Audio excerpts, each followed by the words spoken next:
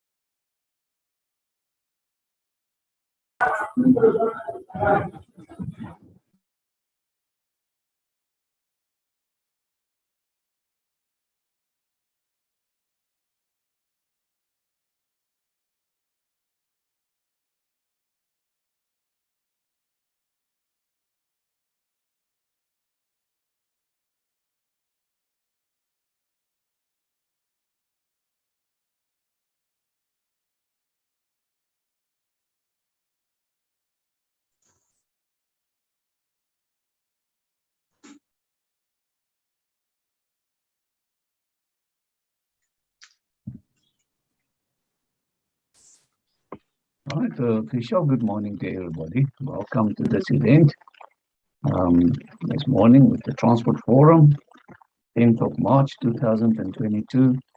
We're still admitting lots of people into the session, but in the meantime, let's start the process and do a little bit of housekeeping. So most of you already are used to the Zoom platform, but those who don't know it yet, just guys, keep yourself on mute. We really appreciate that. Not many background noises, but we would love to allow you to unmute when we have the questions and answer session. So when you unmute yourself during questions and answers, then we will recognize you and you can talk, and we will handle it as it comes. Also, yes, you can use the chat room at the bottom of your screen. You will see the bottom of the screen. There's a chat function where you can greet each other. You're welcome to share contact details and so on. Keep the topic to the topic of the session, and then also you can use the participants option to see who else are in the session. You can mouse over your own name. You can change your name if you want to. All welcome to do that. All right, so I would like to share my screen so that we have our program up for the day.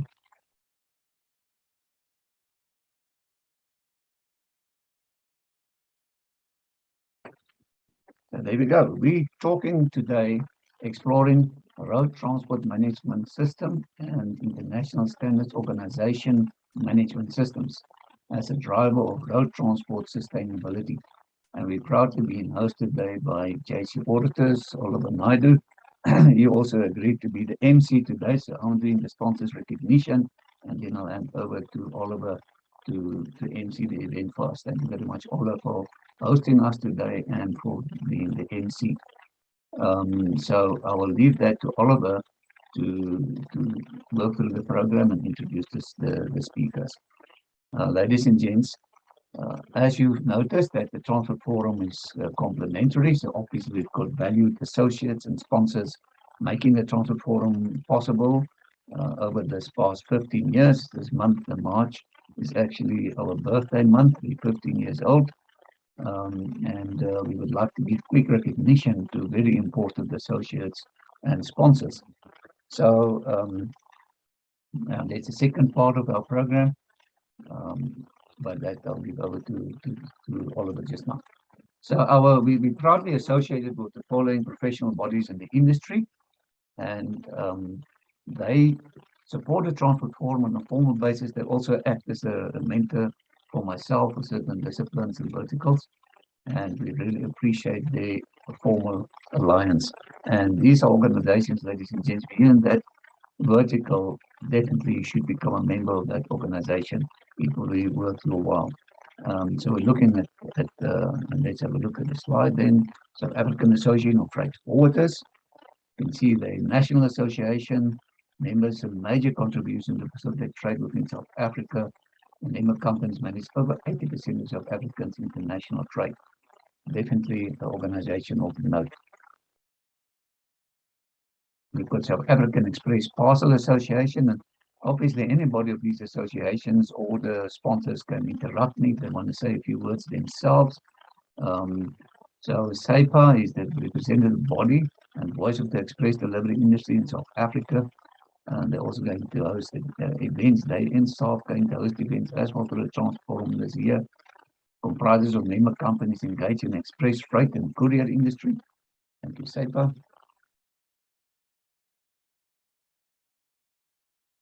South African Bus Operators Association. The coach, they represent the bus and coach industry, formed in 1980 already. Most members are small operators, people operating between 1 and 30 buses, coaches. Only some 4% are large operators with fleets of more than 30 buses or coaches. The activities of SABOA cover a wide spectrum. Thank you, SABOA. ARIA, African Rail Industry Association, they're working very hard to get rail back on the track again in our country. Also, very much working on third-party access, and we're looking forward to talking to them and to working with them in future. They a very important association for us. Chartered Institute of Logistics and Transport, South Africa, the leading international professional body for everybody who works within the supply chain, logistics and transport. Great having them on board. And these are formally associated with the Transport Forum, these media houses supporting us. We start there with freight news for import and export decision makers. So anything in the logistics and import and export industries, if you're not subscribed to this newspaper, then you're definitely missing out. Thank you, Freight News. Railways Africa magazine.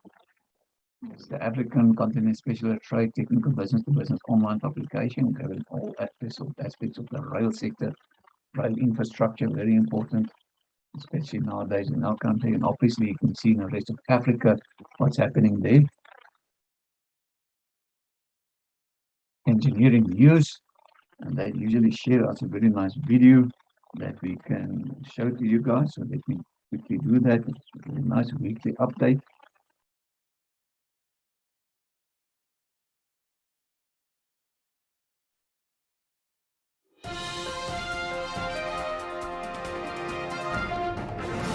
Hello and welcome to the roundup of this week's edition of the Engineering News and Mining Weekly magazine, published on Friday, 11 March 2022. In this week's cover article, Engineering News and Mining Weekly Senior Deputy Editor Irma Venter writes that Cape Town is looking to IPPs to make the city load shedding resilient by 2027. Cape Town Mayor Jordan Hill Lewis is taking steps to protect the city from stage 3 load shedding by 2027 at a minimum, but preferably stage 4, in a move that he believes will facilitate meaningfully faster growth across the metropole. The Engineering News features focus on rail infrastructure, where Transnet believes investment and maintenance can restore infrastructure. Foundries, forges and die casting, where a new contract pushes a local foundry towards its one-stop shop goal. And capital equipment in construction, where a local equipment distributor stays afloat amid a challenging economy. The Mining Weekly features focus on valves, where German actuators are brought to South African shores. And heavy minerals mining, where a miner celebrates a record year in production and safety. This week's business leader is Godfrey Marema, plant manager and MD at Eaton Electric South Africa. And as this week's cartoon shows, Russian President Vladimir Putin made the world a less safe place than it already was when he invaded neighboring Ukraine. We hope you enjoyed this week's edition of Creamer Media's Engineering News and Mining Weekly, the magazine that offers you news about developments in the real economy. Happy reading and see you next time.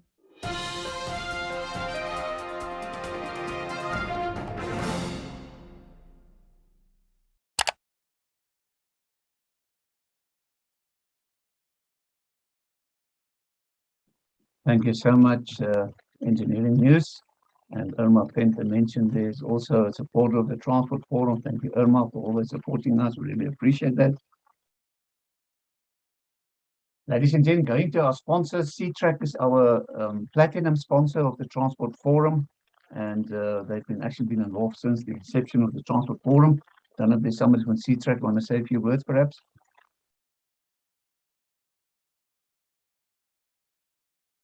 So they're making things that are always visible, committed to our vision of being innovative global solution provider, simply connecting people with information, the leading global software as a service, and a big data company for vehicle tracking, fleet management, and insurance telematics solutions.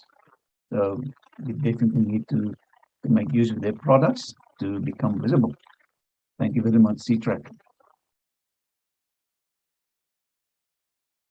We've got a new gold sponsor with the Transport Forum. They're called Ticket Pro Travel. I don't know if there's somebody from them who want to say a few words. Let's have a look quickly. Easy to use. So it's an online booking system, corporate travel booking system, carefully designed using the latest research.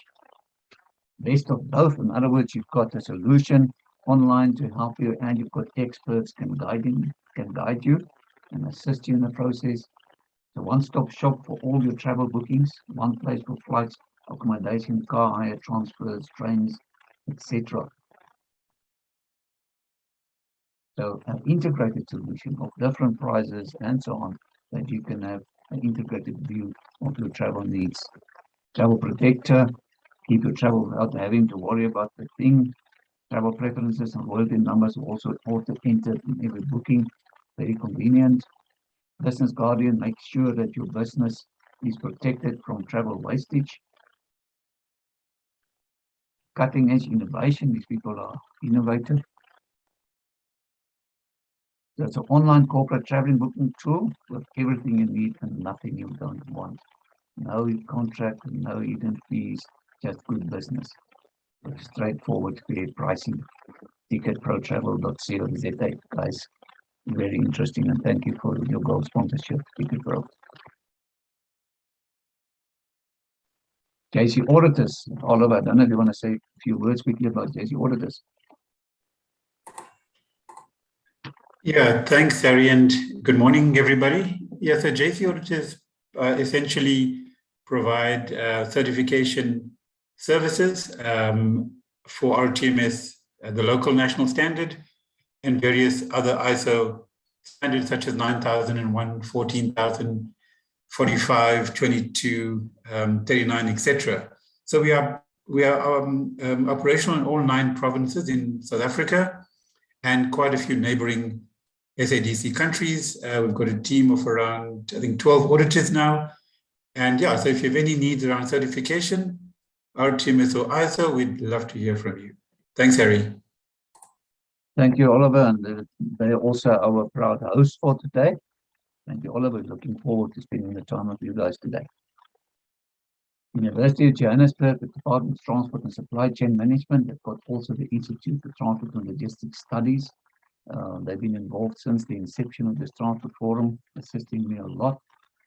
They also usually host 4 events per annum with the Transport Forum. VISCO, internationally endorsed training programs and local accreditation. So you can see they got over 70 accredited online training courses, skills gaps analysis, advisory services. VISCO, definitely a company to talk to for your training needs. Thank you, Harry. Cargo. You want to say a few words? Well, I am here, so yeah, just thank you very much for that introduction. Yes, all of our learning programs are available online, and we have a variety of different options. Our speciality is all in the supply chain and logistics environment. So we'd love to have a chat with you. Thank you. Thank you very much. Really appreciate that.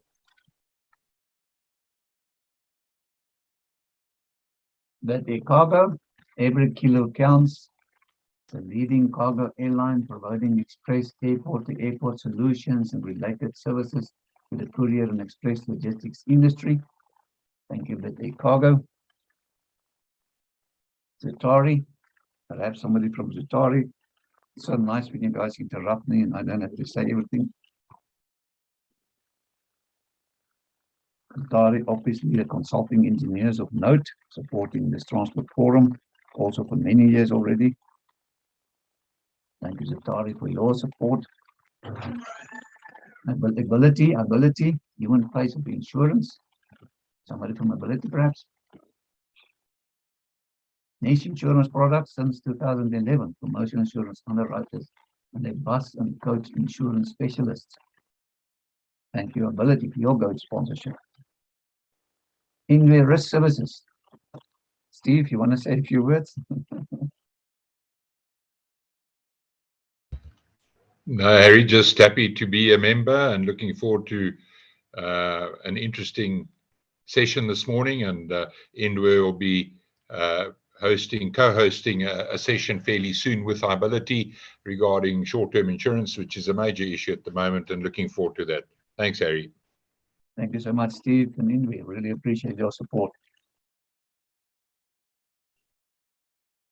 Unitrans, Carly, you want to say a few words, perhaps? Morning, Harry. Morning. Yeah, no, just that Unitrans Supply Chain Solutions is also very proud to be a gold sponsor of the Transport Forum. I'm very excited about this morning. We have one of our own also on the panel of speakers, Liesel de Wet, our head of Accelerated Organizational Sustainability, and we look forward to listening to her and all the other speakers today. Thanks for having us. Thank you so much, Carly. Proud to be associated with Unitrans. Thank you so much. Global Trade Solution. Somebody from Global Trade Solution, perhaps. Offers customs connect and consulting services. Founded in South Africa in 1999, delivers innovative technology and consulting services to the international trade and supply chain community. Consulting of note here, ladies and gents. Imports and exports. Standard Bank. Somebody from Standard Bank.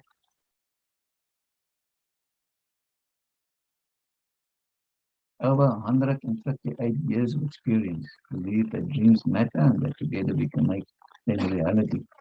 Standard Bank operates in more than 20 countries in Africa and abroad. Worldwide presence consists of an integrated suite of end-to-end wealth management services and banking solutions. Definitely the bank to talk to. Thank you very much, Standard Bank, and Kathy Bell from Standard Bank for supporting us so much. Cuba, transforming ticketing. Somebody from Cuba. Part of the ICA Mobility Group enables public and private transport to move into the digital era. Journey planning, smart ticketing, streaming electronic payment, shaping the digital transformation of the mobility sector. Thank you, Cuba, for all the years of support.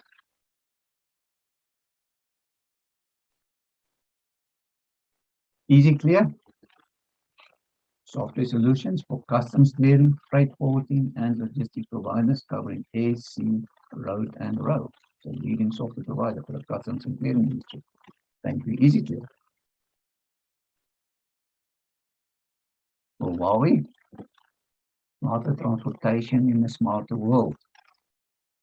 So they're leading new ICT building smart urban rail. Go and visit the website, also available on our Transport Forum website, the links. And you can see what Huawei is doing in terms of intelligent transport systems. Extremely impressive. Avunia Capital, public transport knowledge hub, specialists especially in the taxi industry. We see in Majola, also part of the Transport Forum for a few years now. So the public transport thought leadership, if you need any advice on the taxi industry, you can talk to these people. So let's give our sponsors a big hand, supporting this Transport Forum, making it possible. We really appreciate your support and alliance. Just a quick reminder again, our business directory, very popular, ladies and gents. This business directory is very well categorized, and you can actually look on the Transport Forum website. You will see that it is excellently categorized, and the companies testify of excellent exposure through this forum. And it's only 450 rands per year.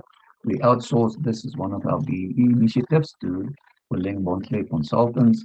There you can see Olga's number, 0726267391. And Olga can help you to get listed on the Transport Forum's business directory.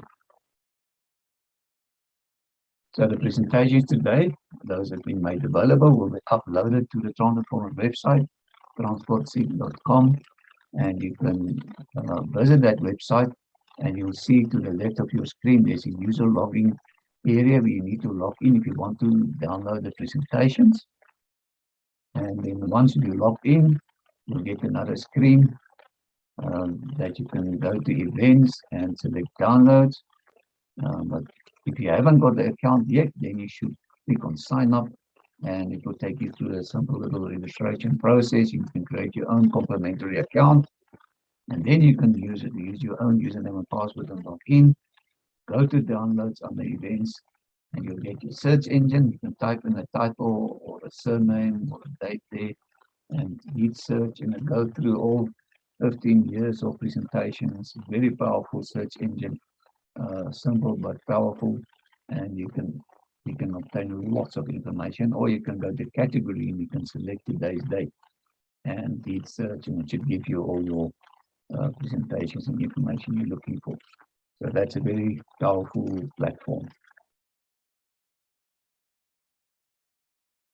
So that's taking us back to our program, and now I would proudly hand you over to our host and MC for the day, Oliver Naidu. Thank you very much, Oliver.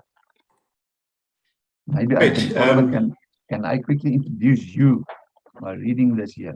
Oliver has 25 years experience in risk management and compliance systems, especially within the heavy vehicle road transport sector.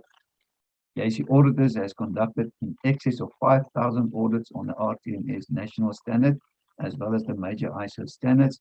Oliver manages a team of auditors actively assessing safety and compliance in South Africa and neighboring SADC states. He is former chairperson of the SABS Technical Committee for Road Transport and Safety Management Systems, and also a member of the ISO TC241 Road Traffic Safety Technical Committee. Thank you, Oliver. Now over to you. Great. Well, thanks very much, Harry, and good morning, everybody. So we're quite happy to sponsor today's event. We hope that it will provide food for thought in terms of how does one embrace systems as a means to achieving sustainable businesses. So Harry, you need to allow me to share, because currently it's saying I cannot. Oh, there we go. Okay, so I'm going to be chatting to you for the next few minutes around linking business strategy with management systems as a tool to promoting and achieving sustainability goals.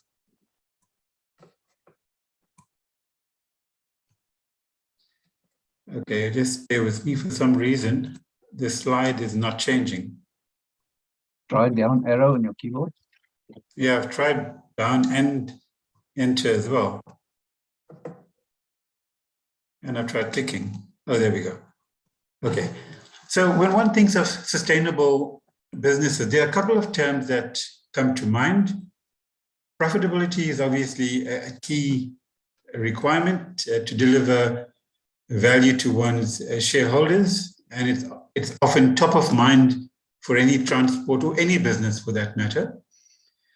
Then we look at sustainability. There's the association between sustainable business and a trusted and credible one, where the brand image is highly desired. And of course, most commonly in the ISO and management system world, a sustainable business is one that is deemed to be safe, compliant, ethical, green, and where there's a high level of corporate governance in place. And of course, longevity or long-lasting businesses is all part of this sustainable, or the drive to sustainable businesses. So we're going to be looking at the role of management systems in achieving these sustainable goals, which every business obviously would like to aspire towards. So when we look at business management systems, there are various systems. You know, you get your quality management, financial management system, energy management, etc.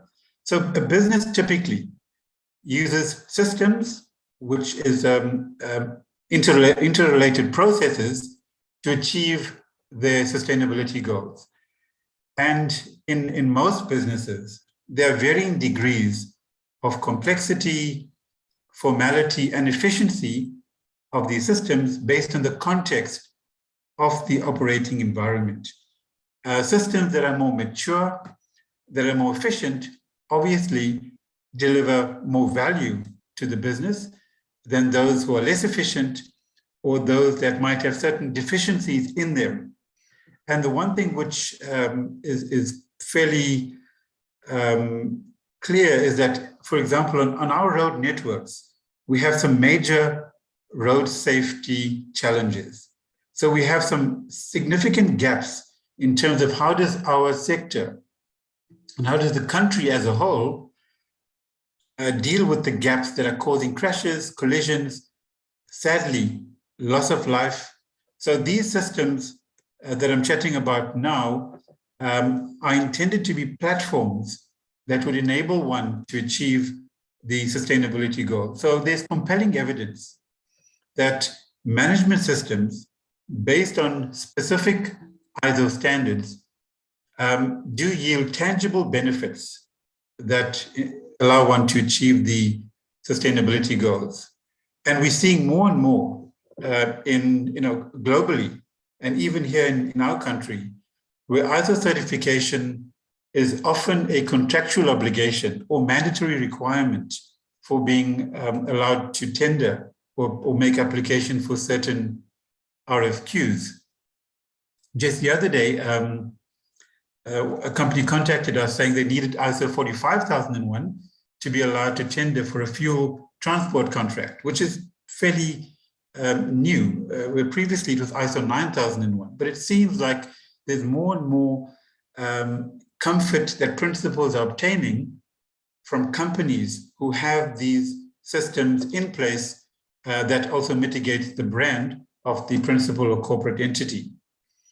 And we know now ISO, for example, ISO 9001 is now widely accepted entry-level requirement in many sectors.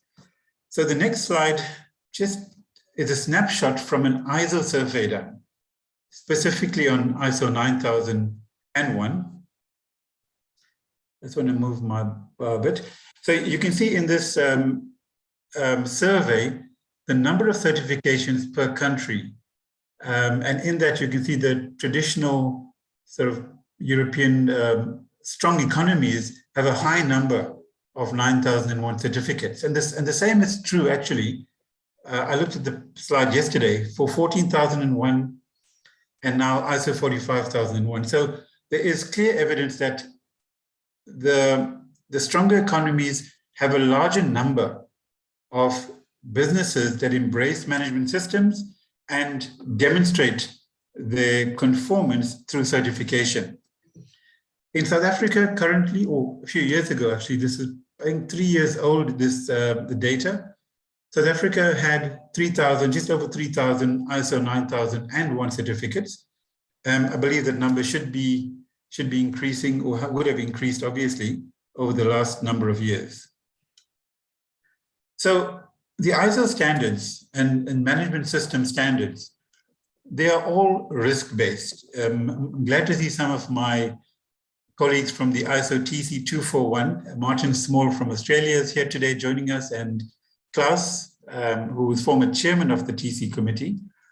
And they will all confirm that the ISO standards at their core are risk-based management systems. So it's about how does one manage the risk related to the specific environment. So ISO 45,001, for example, looks at managing risk to protect the people in the work environment, in the workshops, in the offices, in the factories, in the mining houses, etc. ISO 14,001, at its core, looks at how does one manage risk so that your business activity does not result or cause undue harm to the environment, and how do you protect the environment, how do you prevent pollution, etc.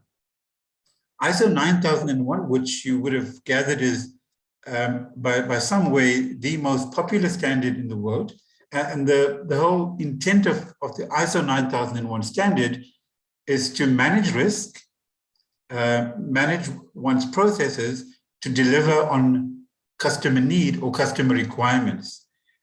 And of course, locally, the RTMS standard looks at mitigating road risks. And in addition, there are also added benefits to the local standard, which looks at asset protection. In other words, prevention of premature degradation of the road networks by very strict monitoring of overloading and, of course, efficiency as well in terms of payload management. And also Paul Nodengen will chat later on about the efficiency and safety gains of the PBS project. And in fact, Trista Sachs will also probably touch on that later on today. So the ISO or management system standards all advocate a process approach, which is very much in the space of self-regulation. So how do you plan your activities, taking into account the context of your business, taking into account your customer requirements and the needs and expectations of other relevant interested parties? So how do you factor all of that into your operating systems? How do you plan? How do you lead the business? How do you ensure that if there are anomalies, if there are deficiencies, are they detected? Are they corrected? Is there constant evaluation of your performance to validate that you are in fact meeting the outcomes and objectives of the various standards?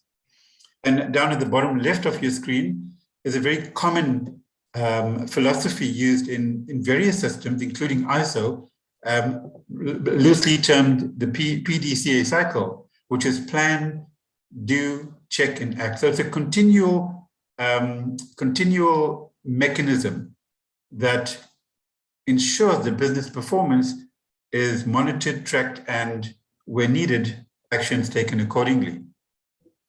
So here again, I've used ISO 9001 as the example, but a very similar framework would be applicable to any of the ISO standards, and in fact, RTMS, which is a local road transport management system standard. So here you can see the standard, and all standards will stipulate these are the elements that one would need to comply with.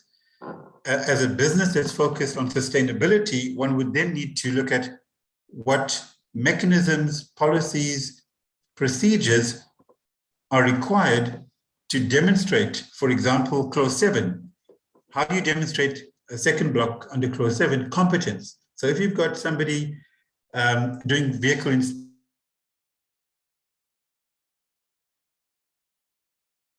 that person has a system that evaluates their competence so that the end result or their vehicle can be trusted and can be relied upon.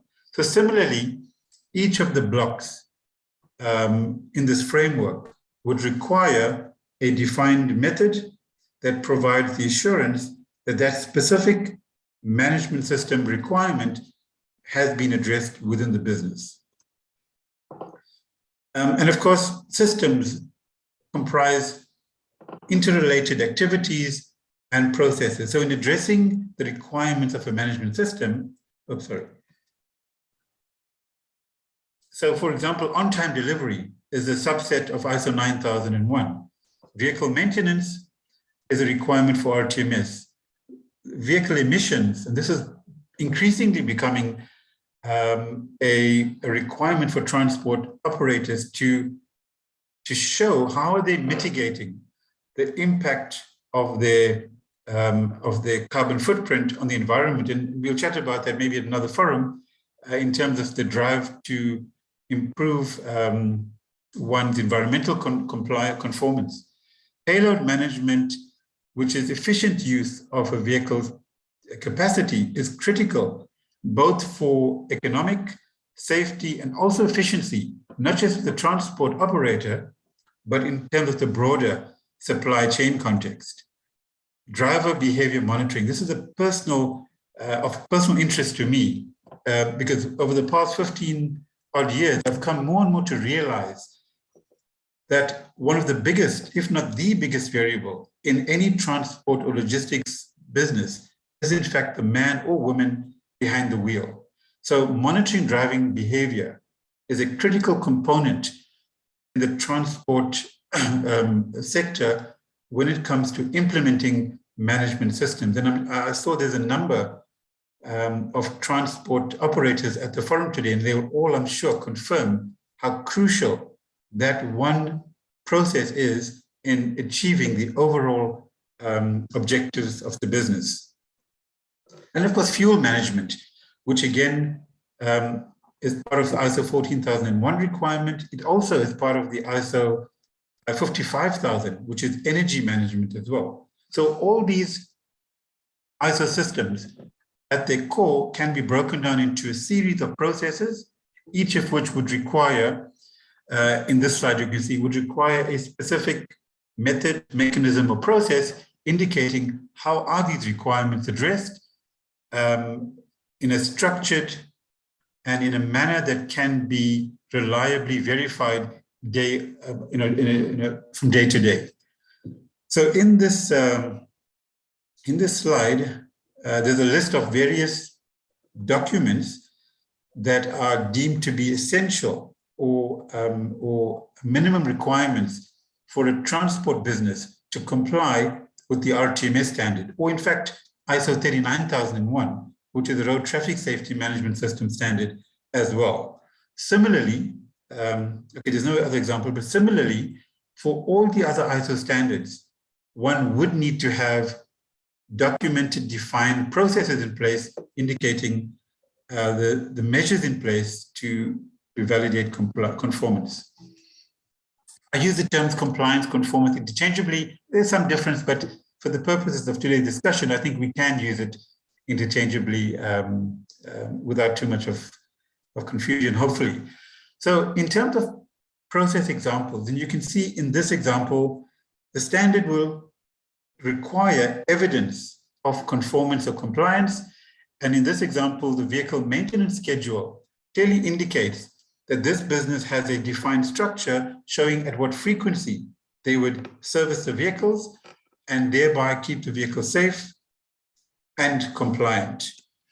Another example, tire management. We know for a fact that tire failure is a big contributor to incidents on the road networks, and having a structured mechanism for tire surveys is a big part of vehicle safety.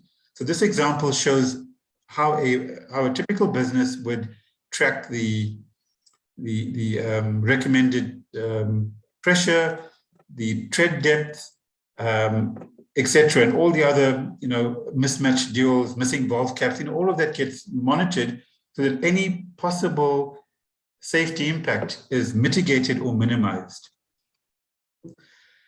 Vehicle pre-trips, again, I'm speaking to the transport sector mainly, or a lot of stakeholders in that sector.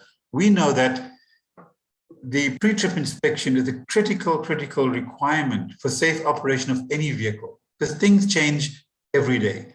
So the system that would be required would be to have a checklist in place where the driver or responsible person would evaluate if that vehicle is safe to be allowed, and should ensure that that vehicle is not permitted on a public road. Then we've had some really good benefits, management systems, specifically RTMS, where in this slide, one could see from improved vehicle maintenance, and especially actually in this context, improved driving behavior. Driving behavior plays a massive, overwhelmingly massive role in improving fuel consumption. And here you can see by focusing on driving behavior, they've reduced their consumption and reduced carbon footprint and saved 5.7 million there. Similarly, fleet incident rate reduction per million kilometers. This is a slide taken from the city of Cape Town, from their stats over, I think, a few years. And from levels of 27% incident rate, they've reduced it now to consistently, even last year we saw around 5 to 6%. And this is the acid test. This is the end result of road transport management systems is to achieve tangible benefits in terms of safer roads, safer vehicles, and not causing undue harm to other road users. The same is true, of course, to the ISO standards. And I'll quickly run through them. I've got a couple of minutes. I'll quickly run through them. So ISO 9001 looks at having processes in place with the primary goal of having more efficient and improved customer satisfaction. ISO 14001, as I've mentioned already, looks at environmental performance or improving environmental performance by efficient use of resources, reduction of waste, and a commitment to minimize pollution. ISO 45001 looks at occupational health and safety, specifically with the goal of reducing workplace risk and enhancing the health and well-being of those that are at work and proactively managing OSH performance. ISO 39001, which is an international road traffic safety management system standard, looks at or makes provision for any entity that interacts with the road network. So it's not just for transport operators, it's also applicable to those who build the roads, to law enforcement agencies, to emergency services. So if anyone who can interact with the road networks, how do they manage their processes to reduce death and serious injury on our road networks? And of course, RTMS, which is a local standard that has, in the past 15 odd years, achieved tangible and significant benefits, which operators have reported on in terms of crash reductions, improved vehicle uptime, improved driving behavior, etc. So in closing, in a business strategy, but using ISO systems and management system standards, it enables a strategy to tangibly convert that vision of the company into systems and processes that promote sustainability of the business entity. So if you'd like to chat further of any aspect of this presentation, our details are at the bottom right, and you're most welcome to drop us an email or give us a call. Good, thanks, Harry. So I'm going to stop sharing on that. And now I would have to hand over to Prof. Klaus Pinvo, and I guess I could introduce him. So I've worked with Klaus at the ISO TC committee, so too has a few other colleagues online, the TC 241 committee, which is the international ISO committee that specifically has the mandate for promoting road traffic safety management systems. So I'll quickly just read out a bit about Klaus. Klaus was former director of traffic safety at the Swedish Transport Administration. He's also been director and professor at Monash University Accident Research Center in Melbourne and former chair of the board of directors of Euro NCAP and the global chair of ISO TC 241. Klaus has published more than 150 scientific articles in traffic safety and was awarded the gold medal from the Royal Swedish Academy of Engineering Sciences. And Klaus is, in fact, I should say, widely regarded as the godfather of the safe systems approach, or Vision Zero, which I think most of you in the road safety arena would be very familiar with. So Klaus, I'm going to hand over to you to talk us through your Vision Zero and presentation. Thanks, Klaus. Thank you, Oliver, and thank you for that nice introduction. And thank you for inviting me. I'm so impressed by what is going on in your part of the world and how structured you are. So I will share with you, let's get it right now. I will share with you things related to what happens on sort of the global scene as a consequence of the conference that was held in Sweden 2 years ago in Stockholm, where it was it's the third ministerial conference on global road safety, where around 2,000 people came from all parts of the world to discuss what this decade that we are into now, what that means in terms of actions towards reducing the road toll globally. And it was a major step. And I think everyone that was there or has heard about that conference, I think we all agreed to that sort of a major step was taken in terms of sort of the marriage between what Oliver talked about, the marriage between a number of sustainability issues and road traffic safety, between the 2030 agenda and road safety, to see safety as an integrated part of sustainability and issues related to the road transport system. So we can talk about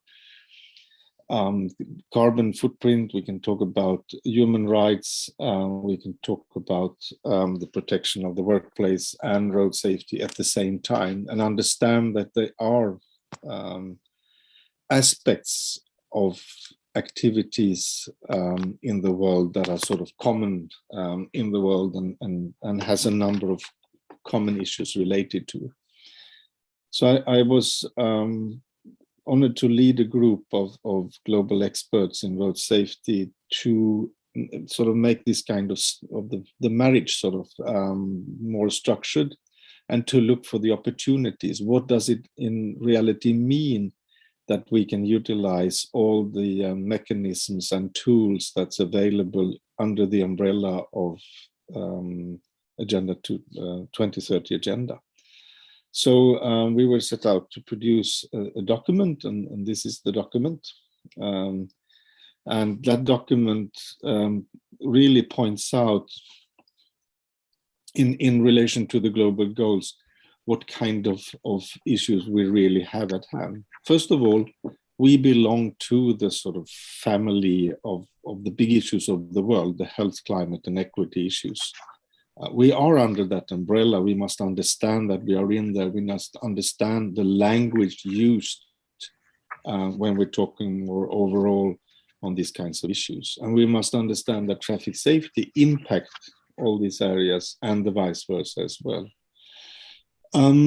We must understand that we are not, the transport sector is not sort of something separate.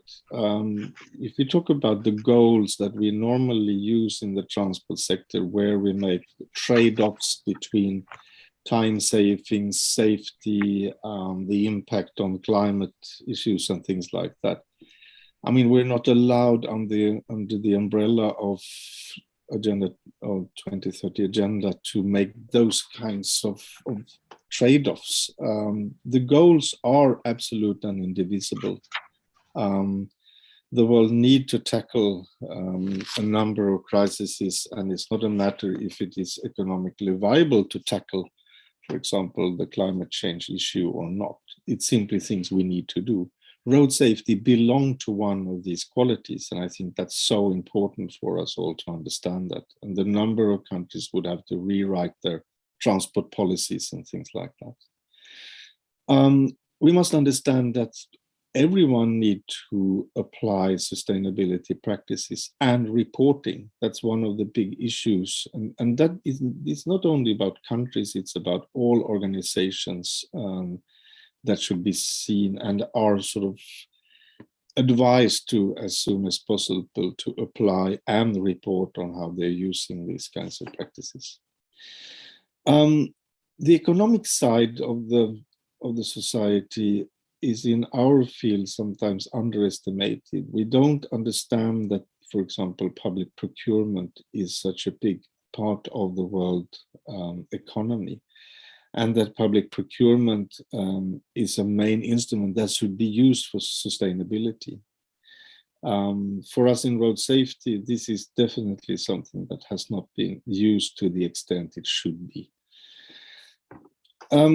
And finally, one of the really big things in at least in road safety is to understand that public and private organizations are in partnership. One can't rule the other one, and one should expect things from the other side of of the fence, if we call it that, and maybe we should sort of get rid of that fence and understand that we are all bundled together in a way that if we use it in a positive way, it will lead to sustainability. So it's an expectation on all, for example, private organizations, corporations of different kinds, to apply sustainability principles without being forced to do so. And I think Oliver described that very much. It should be seen as a business risk. And for the owners or the financial sector to understand that those who don't apply sustainability principles in the long run are not really going to be as profitable as those who understand these issues.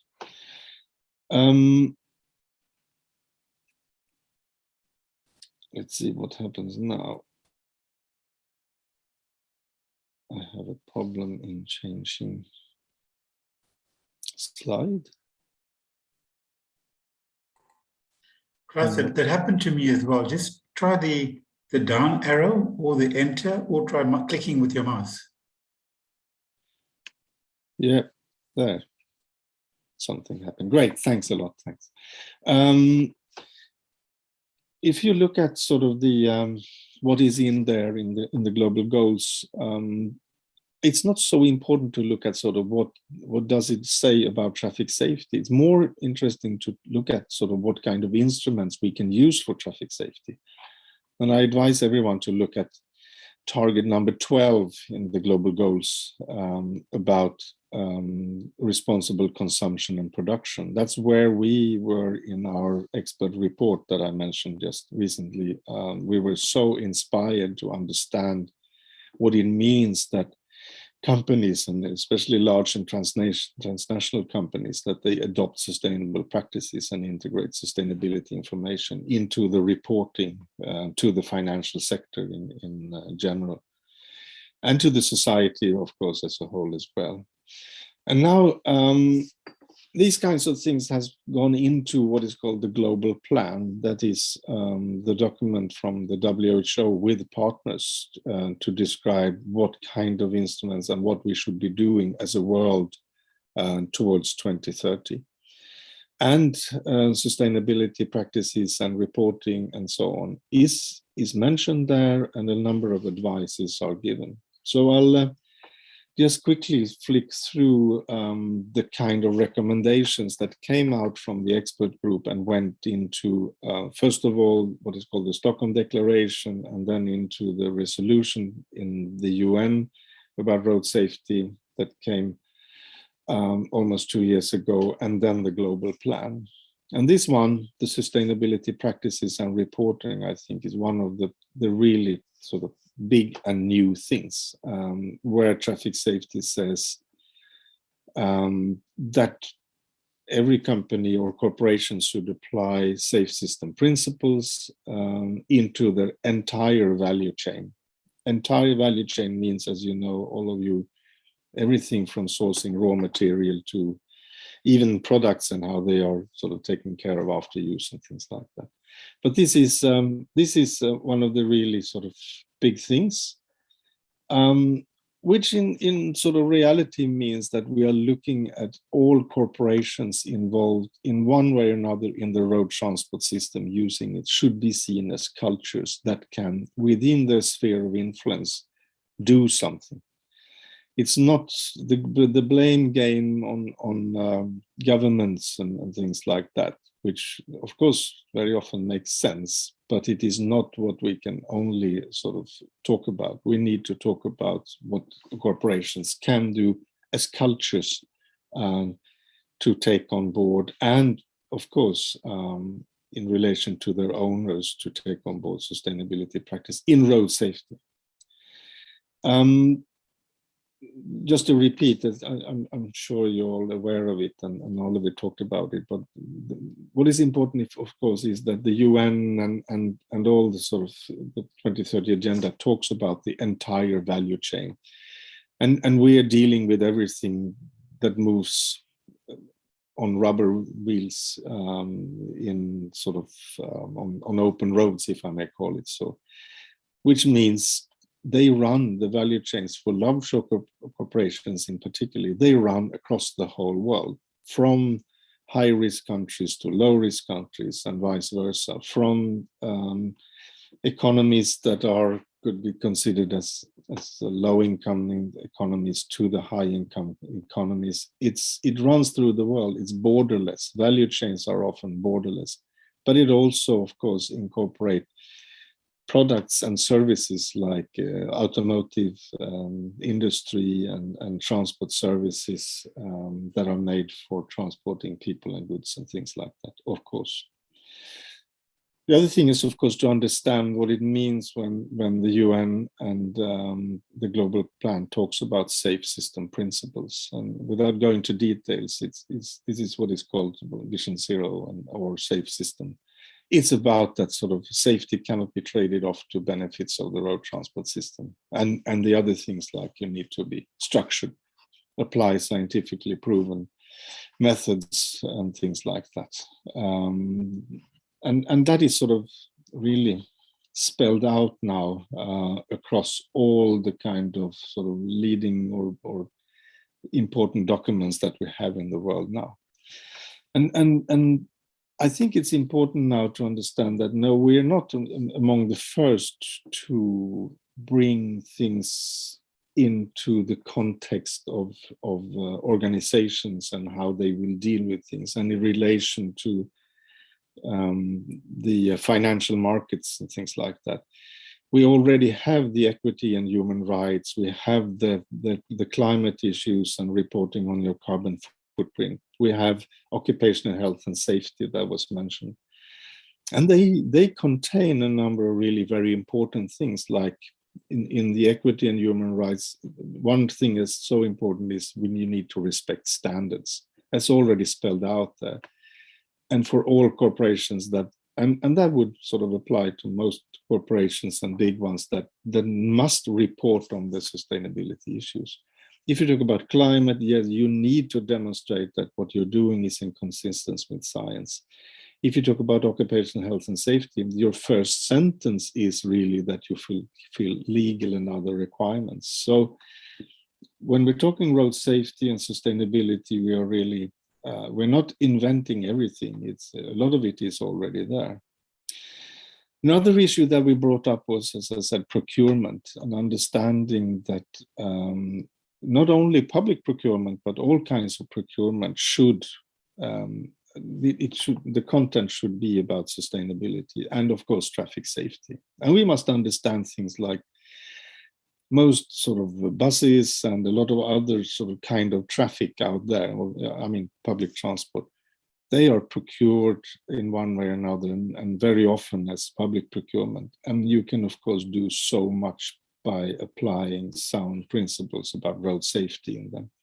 And that would stimulate the market. I mean, just as a side thing, I think every one of us working a little bit with vehicle safety knows that, for example, buses are the sort of least developed vehicle of all vehicles on four wheels, at least, used in the road transport system. And that is really sort of contradicts, or is it's strange to understand at the same time that most of them have been applied to public procurement. There is a paradox there that doesn't work. That means that the public sector really don't use its buying power to make sure things are done in the best way, and therefore there's no real market to develop the safety of buses, although they hit so many people out there, as we all know.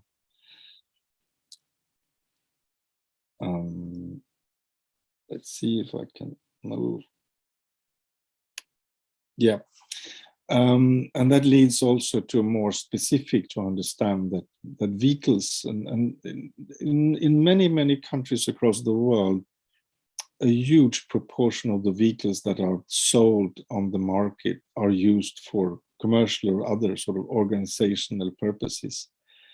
And here it's directed very much towards those who are buying fleets, that they should make sure that you're buying the best possible vehicles. There's no excuse any longer to sell vehicles across the world that are much less safer in some parts of the world than in others, simply because there are no sort of standards or legislation about them. There's no reason for it to have that kind of production, simply because to produce a safer car is normally not more expensive than producing a less safe car. It's not about that safety costs so much money. It's simply making sure that the marketplaces works better in order to get the right vehicles operating there. Another factor that was mentioned, and all of them mentioned it, with some really inspiring results of when it comes to speed and speeding, and especially now today with the fuel pricings rising across the world because of the war in Ukraine. Is that sort of speed is so related to so many factors, and of course, as well as for costs and carbon footprint and things like that, of course, safety as well. And what we say here in our report is, and that was picked up now by the UN and the global plan and so on, is that zero speeding, that organizations make sure that you have no tolerances when we talk about speed is really an issue. And I think most of you know so well that there's no economy, for example, in speeding, and there's nothing else. It's not about time savings or things like that. Speed is a cultural phenomenon. It's because the traffic, as you know, is so much related to copycats and doing what others are doing. So leadership in speeding and making sure that speeding is not allowed anywhere is a cultural phenomenon that organizations need to work on, of course. Now, coming a little bit towards the end, the new words that's sort of coming up now, I mentioned one of them, and that is the entire value chain. The other one is the safety footprint. And we're pretty close to that. Large organizations, at least, are expected to publish their safety footprint. How many that are killed or seriously injured within the value chain, or the entire value chain. Large organizations with large value chains would be expected to do it very soon, which means that all suppliers, of course, would be involved in reporting and understanding how to report its safety footprint. And automotive, those who produce vehicles and things like that would also be expected to do that. And here is the preliminary definition. It has been noted by ISO 39001. It doesn't mean that sort of is a standard, but it's been noted. But this is sort of a kind of preliminary definition of the safety footprint. It's not easy to obtain it, but it's going to be very important, and it's going to be a driver, of course, for change. And the consequences, of course, is it will come up at the same level as health, climate, and equity once you are expected to produce it. A lot of essentially good things will happen. I'm just now involved in developing the first framework, very much based on Oliver's description of the different management systems, but in particular ISO 39001. It is the framework for how corporations can report on traffic safety. It's for FIA, which is the big automobile organization of the world that's funding, and as sort of, it's their initiative to make sure it gets developed. And now it's almost ready. It's trialed on 3 very large corporations. It's IKEA, Autoliv, and Total Energy, and a few others as well. And it deals with, it is a stepwise ISO 39001, but it is a rating system, so you can declare how far you are in it. In the end, you will be able to say, you know, we have adopted it, but it is a stepwise approach, starting with the commitments starting with that you declare the footprint and then going into plans monitoring and so on, sort of a Pdca cycle that you were looking at. It's soon ready, as I said. I don't know which day if I will release it, but it's not far away, and it's really good advice, and I'm so happy I was invited to report a little bit on it.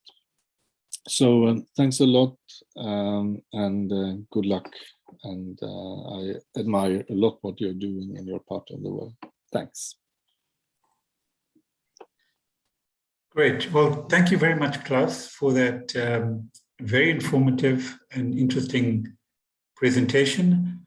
I think in your early slide, it just struck me and reminded me of how the world economy depends on the roads and on the companies that transport goods for the economy to be successful and sustain the people in the countries. And I think often road transport does not enjoy the I think commendations or the appreciation, shall I say, that it probably deserves. Also interesting to see that the reporting strategy at the end you mentioned, it shows that the corporates are now becoming more conscious of the role they play in driving the compliance through the value chain. And here in SA, I mean, we have some really good sectors like the oil industry, where there's a fair amount of regulation and good drive to safety and compliance. The mining sector probably as well.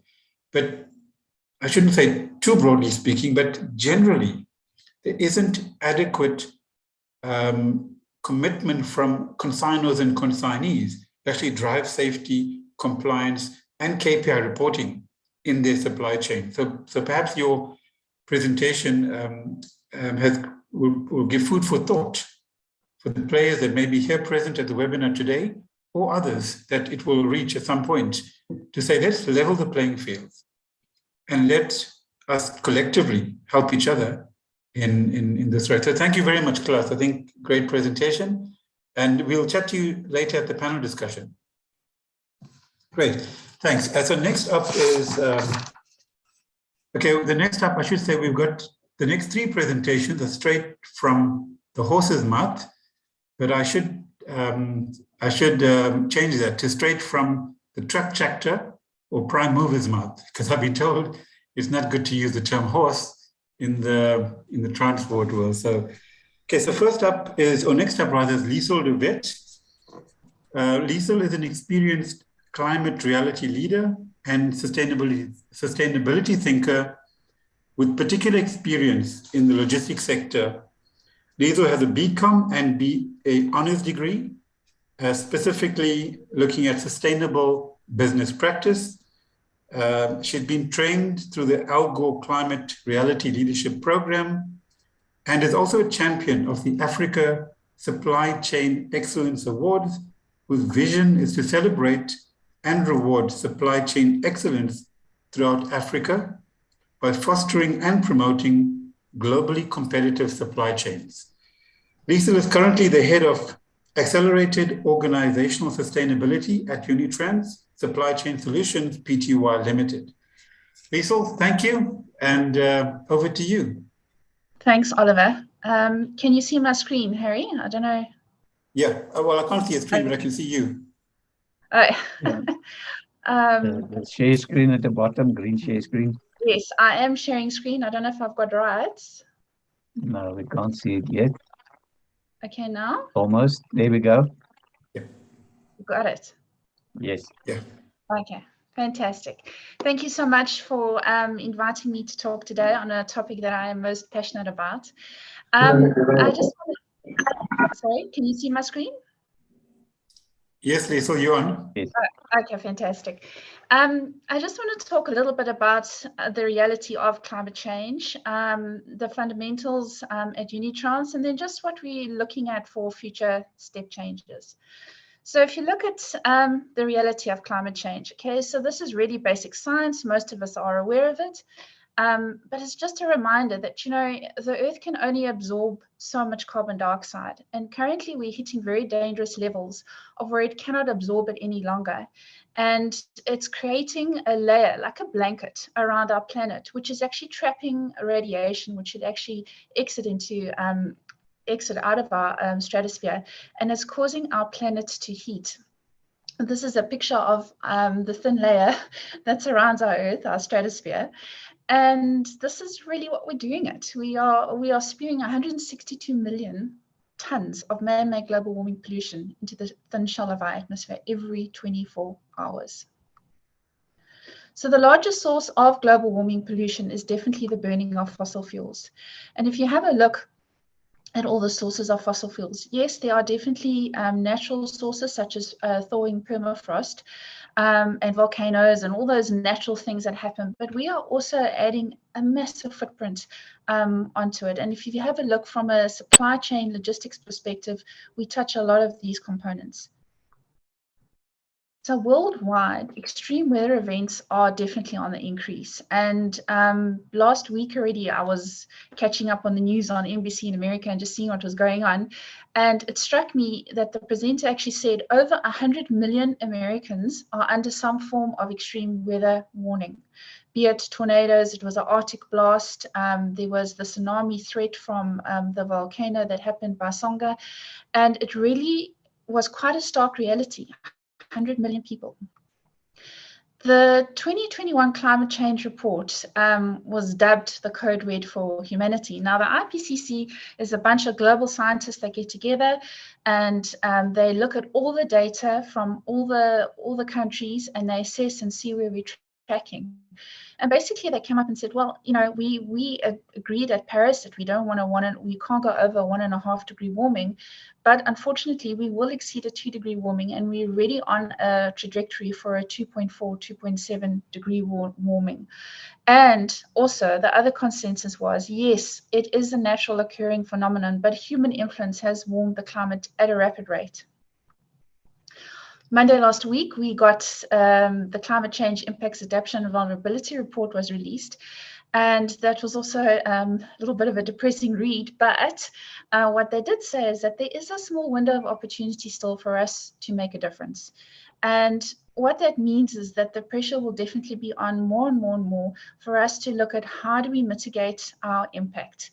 Linked to that, obviously, is how are we going to adapt to a changing world with a lot more extreme weather events.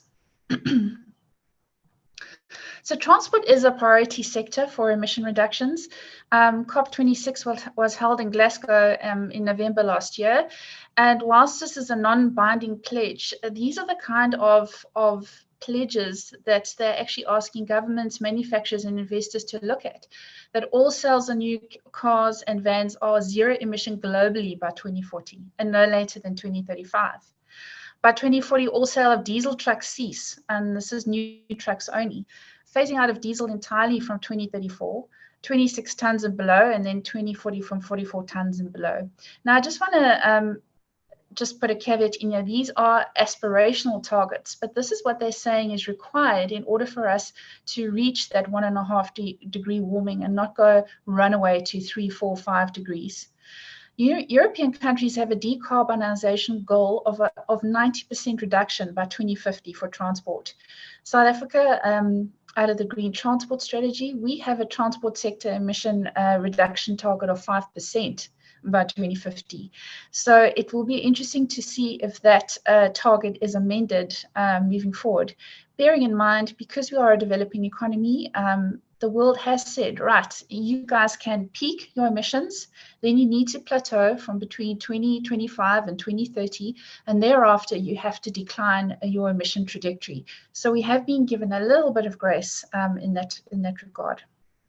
So many European cities have announced bans on internal combustion vehicles to take effect over the next decade.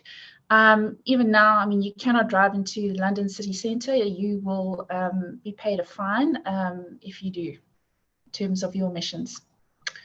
So auto manufacturers are moving to electric vehicles. I don't think there are any auto manufacturers that do not have an electric vehicle in their stable. And this market is definitely growing at a rapid rate. In fact, so much so that, I mean, a year ago, I probably wouldn't have been able to put a slide like this together. the battery electric vehicle, fuel cell electric vehicle truck market is really, really growing at a rapid rate. And there are either working prototypes out, products that can actually be purchased. Obviously, there's a lot of considerations around this in terms of infrastructure. So there are a few things that would need to be investigated further, especially for feasibility in South Africa and Africa, as we have quite unique conditions that we operate in. But there are these prototypes, and they're really good prototypes that are out there. So what are our two major climate change headaches in South Africa? And I would say that they have been identified as water and heat. And scary enough, South Africa is warming at double the pace of the global average. So we are warming at double the pace of the global average. We have the largest carbon emission output of Africa. And we also 12th highest in the world. We were 14th, and we've moved up a few slots to 12th. What does this mean? So this means that because of rising sea levels, our coastal cities and areas are going to be battered with rising sea levels. And with the increase in temperature, we're going to be looking at malaria areas moving down, erratic rainfalls, which is definitely going to impact our farming community quite substantially. So just looking at Unitrans, and I just want to really pull your attention to really our purpose. Our purpose is, as a trusted service partner, is to extend our range of services with existing and future customers. So we want to provide them with a space to focus on growing their core business by doing what we do excellently. And we have three divisions, so general freight and warehousing, specialized freight and warehousing, and food and consumer logistics. We travel about 180 million kilometers per annum. We have 78 depots. We do cross-border distribution. We have a fleet of around 2,000 vehicles, and we employ plus minus 5,000 employees. Our market sectors, this is a summary of our market sectors. We remain focused on medium to long-term contractual logistics services, and we are driven constantly to innovate, whether it be through design, systems, or leadership. So often, people look at sustainability and green, and they say, well, green is only one component of sustainability, and they would be right. Sustainability requires you to be financially sustainable, that you are part in the creation of a just society, and that you also look at the resources that you consume responsibly. And quite a few of our previous speakers have been touching on the Sustainable Development Goals, which we are aligned to. And the Sustainable Development Goals provide a really great framework that encompass all of these touch points around sustainability. And each goal has an opportunity for business within it. So let's look a little bit at sustainable transport. And really, if we have a look at what it is, it's really Transport 101. I mean, you have a product, which is your vehicle.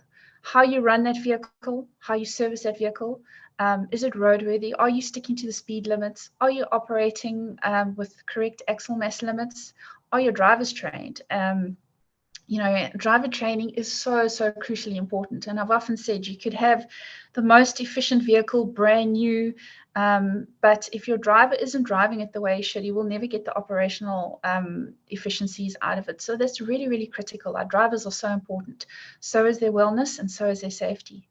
Route planning, also another critical component. There are so many factors that influence fuel consumption, route planning, payload configuration, and another really, really big one is monitoring and reducing idling time. So I think with RTMS covers a lot of these elements. And one of the nice things is that it also helps trucks when they approach weigh bridges that they could go through. And that does definitely result in reduced idling time. We actually did an idling time project where we got really good savings out of the project. And that is because we're now focusing on it, we're having a look at it, and we're looking at the data and saying, well, how can we improve this?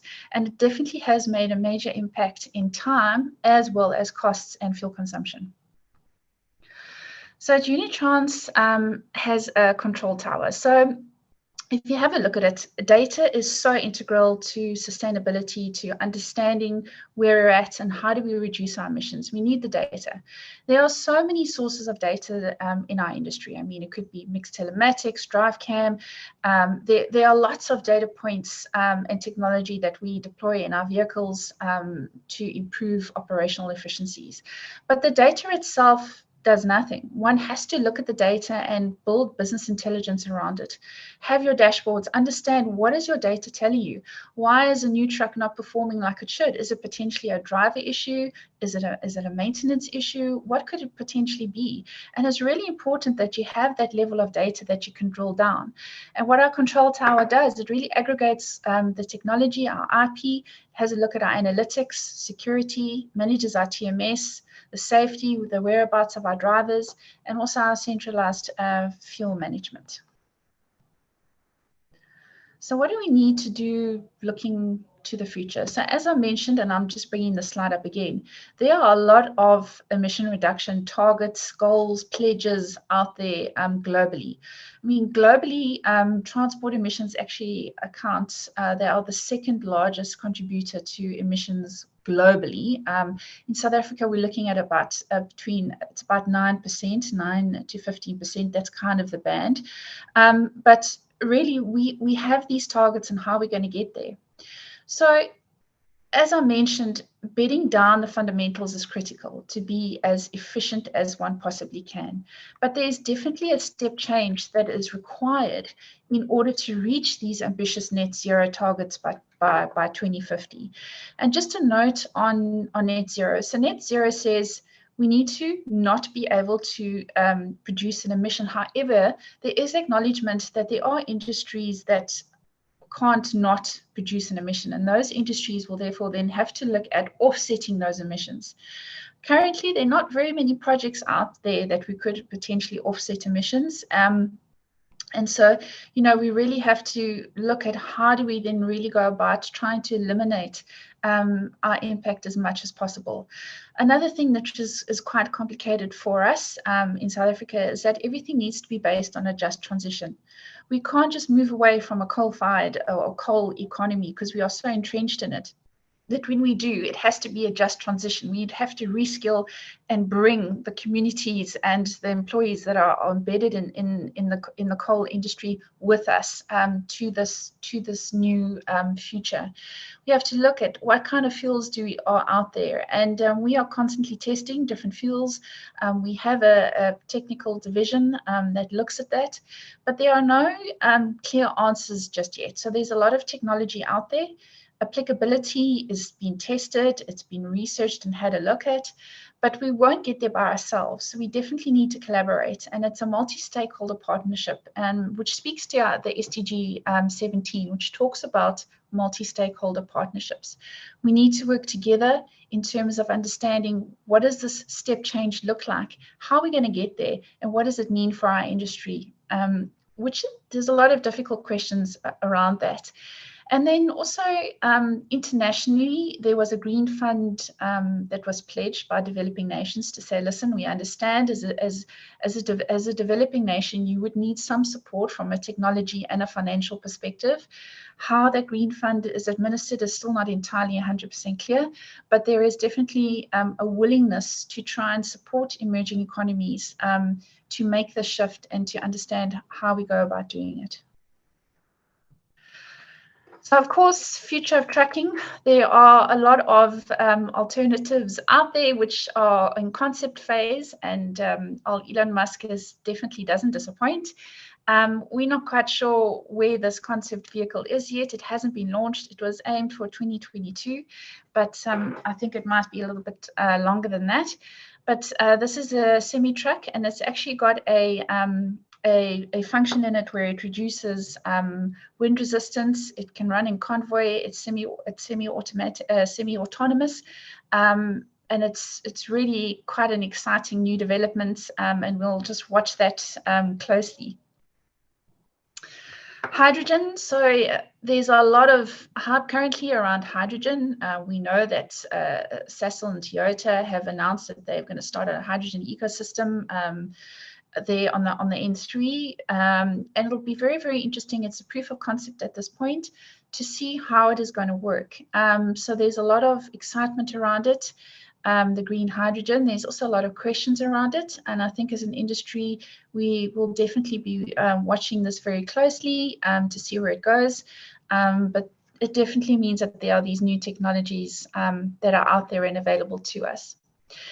So I just would like to end my presentation off with this photograph. So this was taken in 1972 by the Apollo space mission on their way to the moon. And it was nicknamed the Blue Marble because it was the first time that they actually caught a picture of Earth in its entirety. And, you know, this is our home, this is our planet. And you can't really see that there's another one close by. So we really do need to look at how do we function responsibly within our planet. What can we do to help her? Because at the moment, things are not looking great. And I'm afraid that with a lot of uncertainty, especially now with the conflict that is happening in Europe, it's definitely causing a lot of anxiety, and it's really not good for the planet either, especially if there's a nuclear threat. So one really has to look at this and say, you know, this is our planet. We need to operate as efficiently as we can, and we need to also look at our locus of control and make sure that whatever our activities are that we are doing, that we are as efficient as we possibly can be, with the eye on the future horizon, the step changes that need to be made, and how we can go about doing that. And that, ladies and gentlemen, is me. Great. Well, thank you very much, Liesel, for your presentation. I think you did two things in your presentation. You helped us understand the big picture in terms of we all live in the same planet and we all have a responsibility to collectively work together and actually ensure that our businesses are sustainable or employ sustainable practices. And also good to see that, you know, Unitrans have really entrenched systems in place that is not just a vision statement on a wall, but it's more around how do you practically translate that to the driver where the rubber meets the road. And also interesting to see the trend with increasing battery electric vehicles and fuel cell vehicles. And as you mentioned, the coal economy is really entrenched in Africa, in South Africa as well. And how do we transition into the renewable future that is spoken about more and more every day?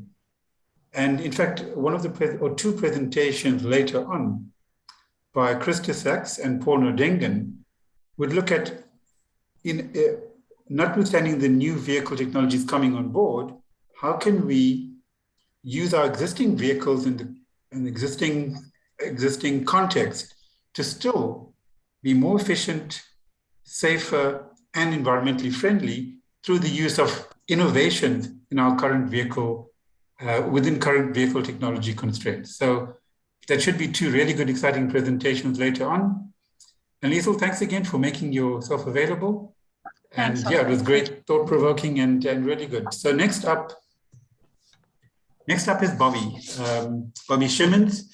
So Bobby has been in industry for he hasn't been in industry for 40 years, not that old. Bobby is 40 years old with 20 years experience in the road transport industry.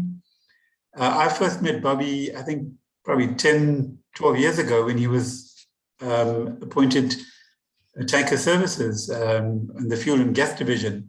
So Bobby's come through many companies. He worked at Grindrod Fuel Logic. He is now currently the HSSE executive for Imperial Specialized Freight, I beg your pardon. He was the HSSE executive for Imperial Specialized Freight Division, and he was recently, a year or two ago, promoted to Vice President, Health, Safety, Security, Environment, with an expanded scope overseeing all HSE matters within the road freight management section at Imperial. I also know Bobby is extremely passionate about road safety programs and has been quite involved in driving or making children at schools aware of truck safety. And he probably might mention that in his presentation as well. So Bobby, thank you again we look forward to hearing the view of Imperial and where you come from. Thanks, Bobby. Thank you, Oliver. Thank you for the kind introduction. Thank you, Harry, as well, for the opportunity just to be here today. I just want to see if you can see my screen. Yes, we can. Excellent. Thank you. Yes, again, thank you. It's a privilege to be here today and to talk to you about our approach to integrated safety systems and sustainability within Imperial. Yes, we've come a long way to where we are today. But just a little bit of background in terms of who we are. So Imperial is a multinational company. It started actually with its head office in South Africa. It's an African-focused provider. So with that, Imperial started in the early 90s in Johannesburg and has since grown significantly on the global market. We are also ranked as one of the top tier logistics service providers globally. We now employ just over 25,000 people and are present in about 25 countries at this point in time. Now, Imperial is divided into different sections or functions, if you may call it that, ranging from the warehouse and all of it to lead logistics providers, and specifically also the road freight management part of the business, which I'm here to talk to represent today. Just to recap a little bit, the road freight management part, that's basically all the trucks, everything that runs on the road. We own and operate approximately 2,800 vehicles on the continent, and we travel approximately 154 million kilometers per year. So that's quite a significant road exposure within South Africa or within the African continent. In terms of self-regulation, we are quite widely self-regulated. Oliver touched base on the different standards earlier in his presentation. Most of the businesses are certified across the three standards, the 9000, 14, and 45 ISO standards, and also the well-known RTMS standards that has been entrenched within the way that we work within Imperial.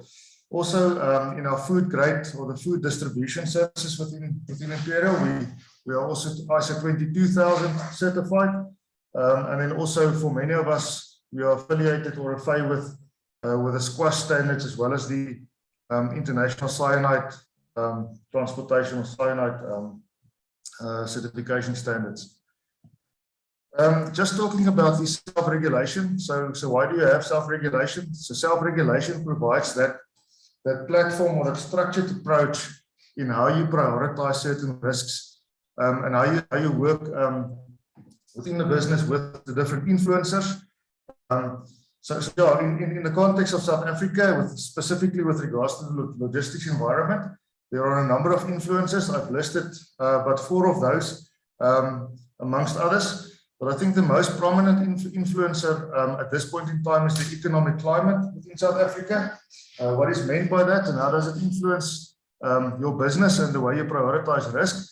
If you look at South Africa, it's still considered to be a third world country, looking at challenges that we still have with regards to getting clean water, food and sanitation in some of our rural areas. Health and safety from a governance point of view is well, basically ranking quite significantly lower compared to your first world countries like in Europe, etc. The second aspect that we need to consider and also identify is our risk profile. Basically, what is your commodities, what do you carry, and what are the risks coupled to those particular hazards that you transport. For example, if you carry passengers, gas, fuel, oils, or any other hazardous type of product, it demands a bit of a more rigorous approach in order to control that particular risk, and therefore your standards and controls has to be quite high in order to reduce the risk in that aspect. Third one, global exposure. So as a multinational company, having exposure across 25 different countries, practices and the means and controls and systems gets rubbed off easily on the way we operate and influences the decisions we make in terms of how we manage our risk and how we see our risk within the logistics sector, and then also our exposure to multinational customers that we do business with on a day-to-day basis. And lastly, I think one aspect that we all are familiar with is the societal expectations. What does society expect from you in order to do business safely? Society wants you to operate safely. Society don't want you to kill anyone. And I think we're just coming out of a process now where some of these forums that was created basically had a demonstration where they demanded local employment as opposed to foreign employment, and also the consequences of that I think is well known in the logistics environment. So all of these aspects that I just touched on now basically influences the way we see risk, the way we prioritize risk, and having these self-regulatory systems basically enables us to systematically identify these and then bring that systematically into the way that we operate. I want to go down a little bit more into granular level, and I want to share a couple of incidents or a couple of events that also shape the way that we think about risk in the business. The purpose of this is to look at each of these incidents as well as the impacts that it actually had on the business and how it shaped the way we think about risk within Imperial. I'm going to share a clip. I hope the sound is working.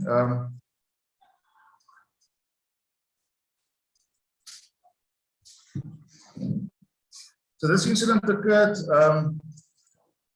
not so long ago, a couple of years ago in 2016, on the 27th of March, where two of our vehicles actually caught a light at the customer premises along the N2 due to a number of irregular activities. So what happened there was, as the vehicles were burning, some of the product was spilling, and the runoff product that was burning at that point in time, as you can see on the photo at the bottom, that basically gives you a bit of a layout in terms of how the incident was staged, run off down an embankment into a nearby premises of a local resident, and unfortunately that house caught alight. Some of that product ran down the roadway. We had some surface water contamination or pollution that had to be rehabilitated, and it was quite a significant incident in our recent history that we that kind of shaped the way that we think about risk and the commodities we carry. So what was the impact? So we look at the impact in three main categories: the moral impact of this particular incident, the legal aspect, as well as the financial aspect of this particular incident. So if you look at the moral impact of this particular incident, there was injuries. We had a person that was hospitalized with severe burns. We had to relocate some of the residents out of the residential premises for quite some time. In terms of the legal aspect regarding this incident, there was quite a big focus, especially with regards to the national environmental side of it. There was quite a lot of pressure from both national as well as regional in order to get the site back rehabilitated, and the reporting requirements around that as well. And then there was the issue of the vicarious liability. We had to be liable for the actions of our employees on that particular site. Again, the legal impact, the criminal investigation that subsequently followed, that took a lot of our time. And then obviously the financial impact, the loss of assets, that was quite great. I mean, we lost 2 trucks, we lost product, we lost quite a lot of assets of value. Civil liability was a massive issue, so we had to entertain all those claims. Insurance investigation, the time that we took in terms of investigating these incidents, and then also the specialists we had to appoint in order to monitor the levels of pollution and the rehabilitation process. Just from another perspective, we had another incident in a different industry, more on the passenger side of the business. So on the 3rd of July 2017, a passenger bus collided with a stationary vehicle on the side of the road. The impact of the stationary vehicle basically torn open the one side of the bus, and as a result, some of the passengers fell out and got injured. And sadly, 9 people were killed in this particular incident. Morally, the impact of this was quite significant. We lost 9 lives, and also the trauma that was caused to the bystanders, to the passengers, to even to the employees that was caused as a result of this this tragic and horrific incident in July.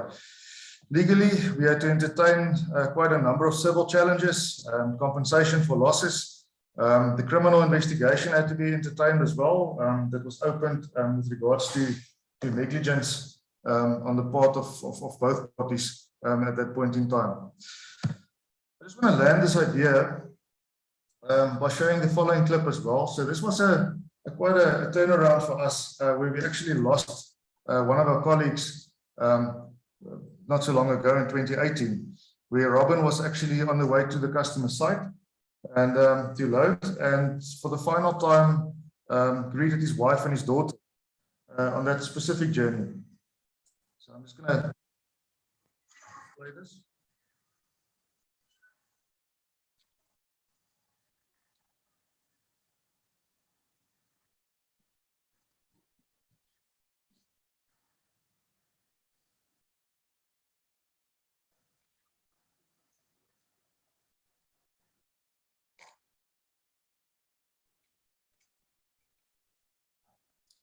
So I'll stop it there.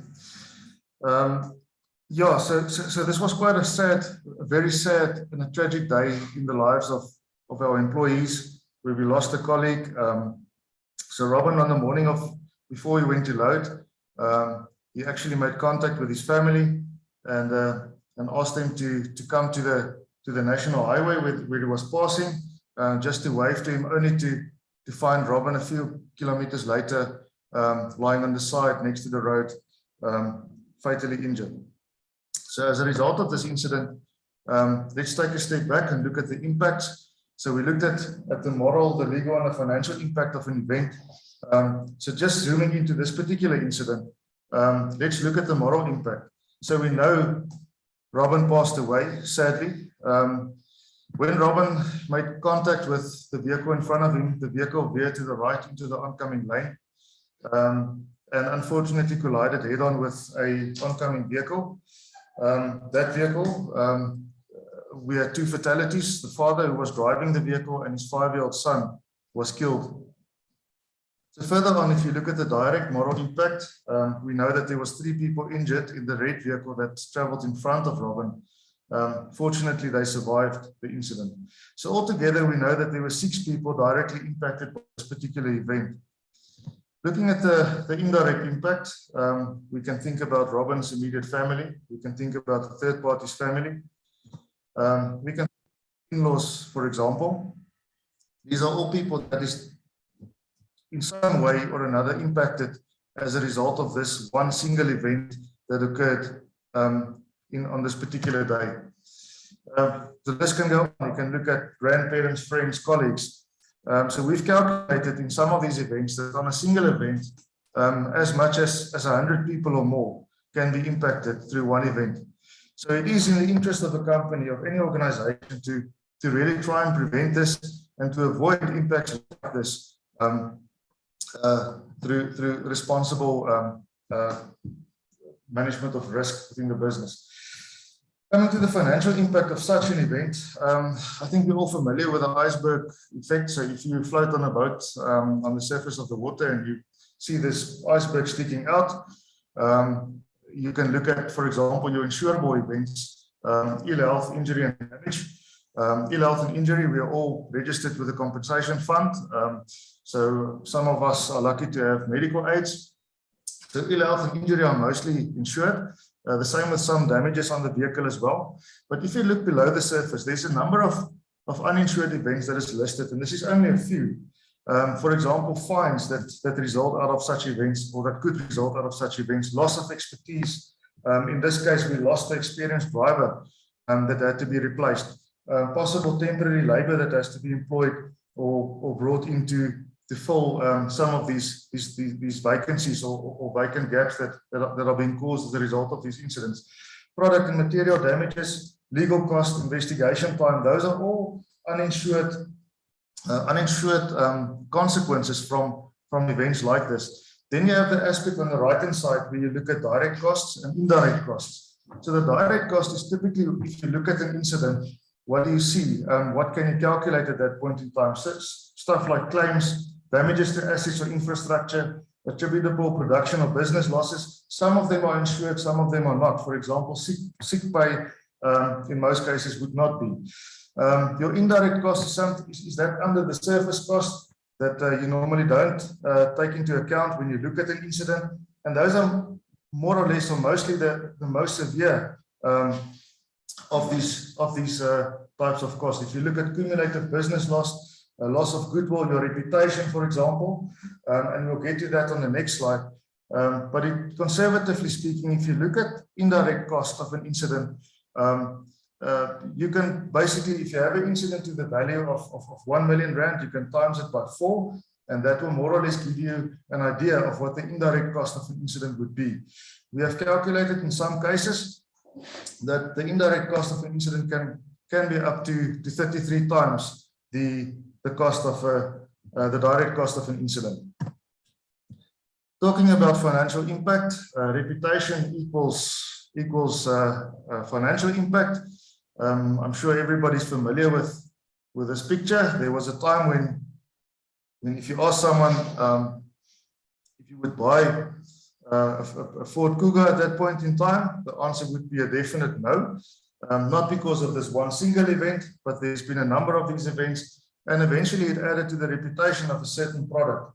I know Ford has recovered quite nicely since there. I myself am a proud owner of a Ford Ranger Bakkie.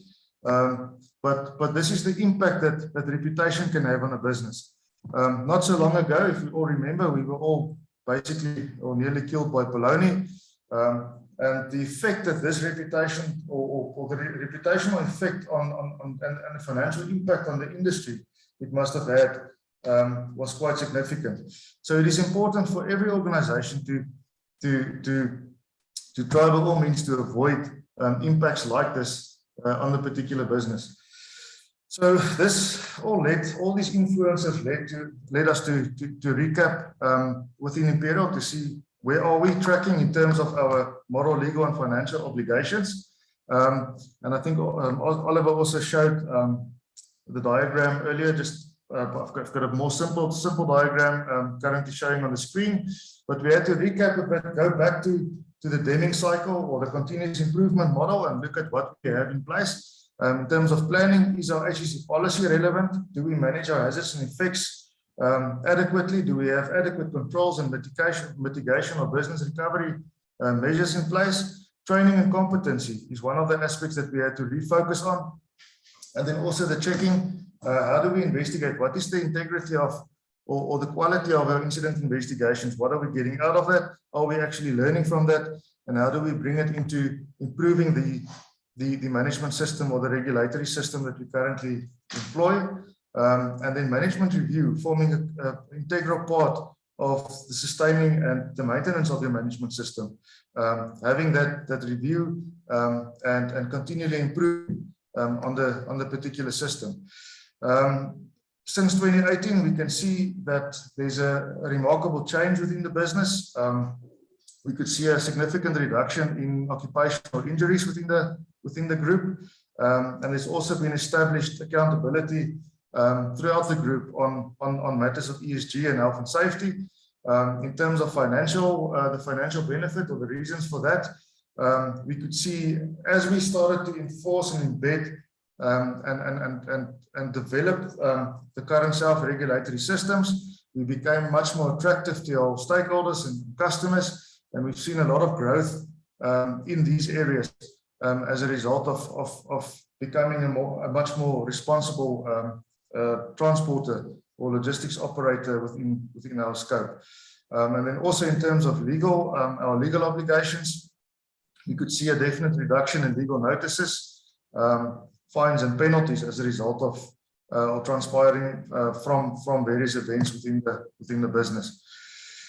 On the next slide, you'll see on the left a beautiful Shell tanker vehicle. Those are probably one of the first road tankers or trucks on the road back in the 1940s, I suppose. But what this actually means is if you have a fleet of vehicles, 300 trucks of these old shell vehicles, I suppose it will look beautiful, but will it still be relevant in the industry? Will it still fit the purpose? And the same can be said about a management system or a self-regulatory model that you subscribe to. If it is not maintained, if it's not developed, if it's not continuously improved, you will still sit with these old 1940 vehicles. Over the years, if you look at the two vehicles, I mean, we can all just think the braking systems improved from the old disc-based braking systems to the ABS and even autonomous braking currently in the market. Just to wrap up, it is important, and it was alluded to in earlier presentations as well, that as a strategy, you have to take into consideration your health and safety or the ESG practices within the business. Imperial has launched its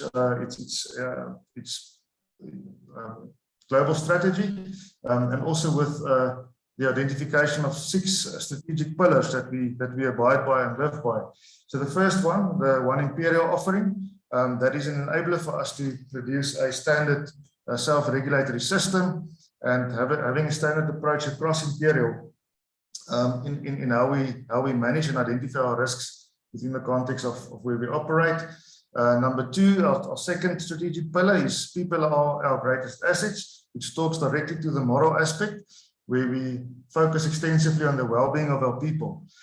The third and fourth pillars talks to the growth and our footprint expanding into Africa and also internationally, which then sort of links into as soon as you become and you entrench these systems within the business and you become within the day-to-day practices, you become attractive and for customers and potential investors. And as your health and safety culture then grows continuously.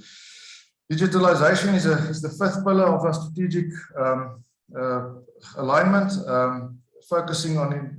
currently focusing on integrating various platforms from in-vehicle monitoring systems to cameras, and then producing a single platform or user interface where we will then be able to manage these exceptions quite effectively. And then lastly, actually bringing in ESG into our strategy, which is a great enabler for us to enforce ESG practices within the business. I think that's basically from my side. Thank you for your time. The picture here, you can see one of our gas-powered vehicles, which we are all excited about coming into the business this coming year. Fantastic. I think the first word that comes to mind, Bobby, from your presentation is sobering. I think often as a society in South Africa, we've become somewhat desensitized to the reality that moms and dads, sons and daughters are being killed on our roads every day. Your slide showed 9 lives lost with the bus crash. You touched on Robin, who we all can feel that sense of alliance with, because we all know truck drivers. We bond with them, and it's very sobering that one of our own can be lost and taken away so easily. And you also reminded us of the fact that the lack of systems has a negative impact not just on lives, but on finances. And of course, in the world today, if you lose your brand or if your brand takes a beating, it's less likely to be sustainable. And then you also mentioned at the end, I think, an important point regarding the need and to improve systems, because the world is changing at a pace. And if systems don't evolve, take into account new risks as risks develop rather, then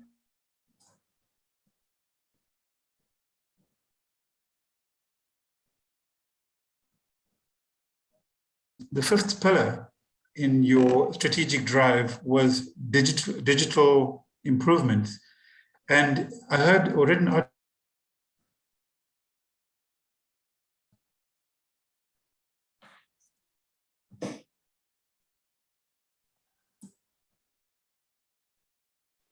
Although we've got, I think, a bandwidth problem there.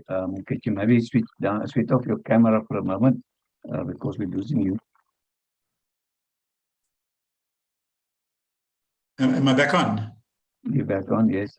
Okay, so I'm not sure where I stopped, but I was saying the fifth pillar that Bobby mentioned, which was digital and data security, it's becoming increasingly an important area because everything's data driven. Even Liesl mentioned in her presentation the need to use data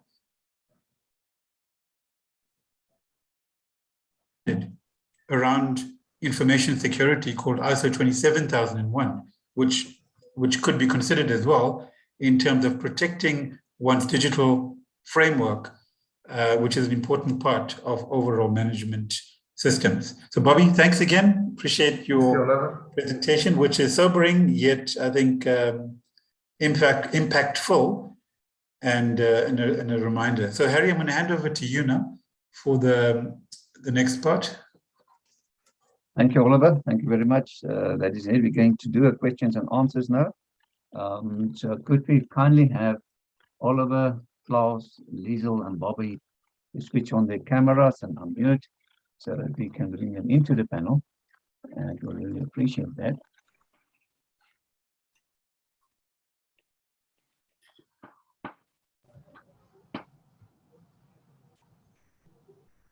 All right, so ladies and gents, you're welcome to use the raise hand function. If you go to the actions at the bottom of your screen, you should see a raise hand function as well. Or you can unmute yourself. I can see when you unmute, then I will recognize you, and then you can ask your question. You can ask a question to the panel as a whole or one panelist. And let's keep it short. We're running a little bit out of time here. I see Henk Neetman has got a question there for the panel. Stemming from Klaus and Liesl's insightful presentations and my RTMS research, what are RTMS and similar initiatives to achieve wider adoption and lead to sustainable positive change in the long term? It requires buy-in by ways of recognition and support from all the stakeholders in the value chain, especially those with the most bargaining power in their respective value chains. What are the biggest challenges in getting big retailers, producers, etc., on board with initiatives like the RTMS? I don't know who want to take that. I don't mind just commenting on that. I don't think there are challenges if you can demonstrate efficiency and you deliver on your mandate of what you need to do on behalf of your client. So, I mean, I don't think we've ever come across a client, that would say, oh, no, we don't want RTMS. It's our responsibility to provide a service to the best level, incorporating innovative initiatives like RTMS in some of our fleet, etc. So I don't think there are challenges there. I think the challenges will be moving forward in that step change I mentioned. If you want to partner with a client on new technology that might come at a premium, I think that discussion is definitely will be challenging at the end of the day. Even though there's a willingness and a want to do that, sometimes these technologies are quite expensive, and that does impact on economies of scale. But generally, I think like with an RTMS, I don't think we get many challenges in that space. If I could add to that, I think there are challenges certainly with regards to some of the corporates supporting self-regulation. It can often be the case where, say, a big manufacturing house, they see transport as just a non-core activity, something that isn't a big part of their business, and they don't give it the attention and support it needs. And that is certainly a challenge, I think, in many sectors in South Africa. So I'm not sure, Klaus, you've had similar experiences, I think, in Europe, in terms of how do you bring on board all the players in the value chain and the challenges you've had over there. Well, I shouldn't say sort of we moved beyond what you're discussing now, but in essence, it's like with the sort of climate issues and that Liesl talked about, combine it with Bobby talked about sort of what, you know, is what's a real business risk from a moral and from a legal and from other perspectives. If you sort of boil that down to sort of what would be who should take the first steps, I think, as always, you need to, what we call, at least in Sweden, you clear the staircase from the top, which means some really big players have to send the message that if deaths are happening within the sphere of influence of large corporations, it is something you need to deal with. I mean, child labor or as we talked about, sort of the climate change issues. If a CEO of a large corporation says, you know, I give a damn about CO2 or children should be working here because it's profitable, I mean, it doesn't work. If now the safety footprint of an entire value chain gets sort of connected to large organizations, even if it just starts with, you know, just tell us how many, the financial players will start to say, you know, hang on a minute, this might be a business risk, therefore. I expect, of course, big publicly owned corporations to be in the forefront. Now, sadly, it hasn't happened. They are not sort of better in any way. I think in the end, it's going to be the big financial players. I would expect some of those who hold really big assets that would start this journey. I see the signs. I see a couple of really big insurance companies that hold enormous assets starting to ask their big assets, the companies they are owning, about, you know, just give us your safety footprint in your entire value chain, like you do with the carbon footprint.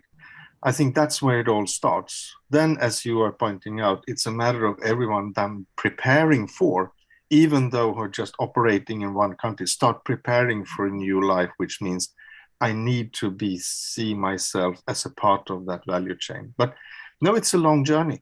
I'm impressed what you're talking about. We are not sort of beyond what you are talking about at all. I would say the contrary. But these are the things I can read sort of what's going on. I can see, I'll just stop in a second.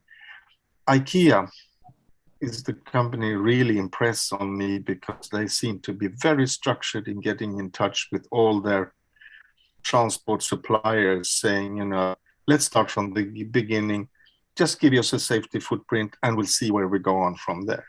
I mean, they're a big player, so that should make a difference sooner or later. Thanks. Thank you so much, Klaus. Now, it seemed to me the people are comfortable on this stage. Obviously, we will have a panel discussion or a questions and answers again later on. So let's take some closing comments this far. And you can maybe start Liesl and then Klaus and then Bobby and then Ola, if you can then close. Thank you. So I was very privileged yesterday to be part of or to view a global supply chain summit online where they had big companies like AB InBev International and that talk about what they're doing in their supply chain. And there were some phenomenal innovative ideas coming through.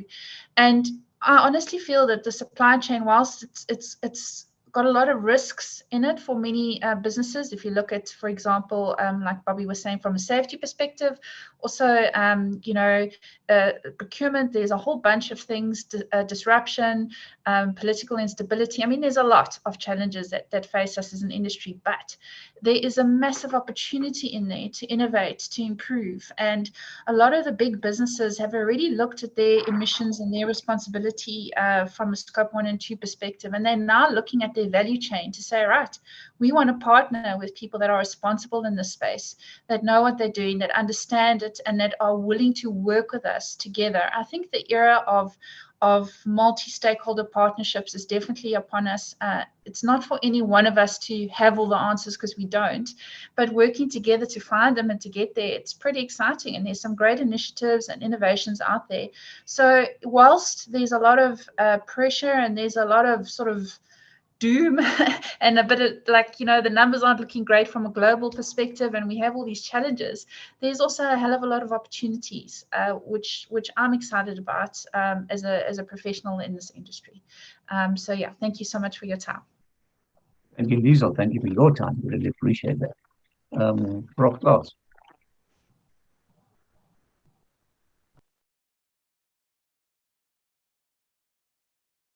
Klaus, thank you.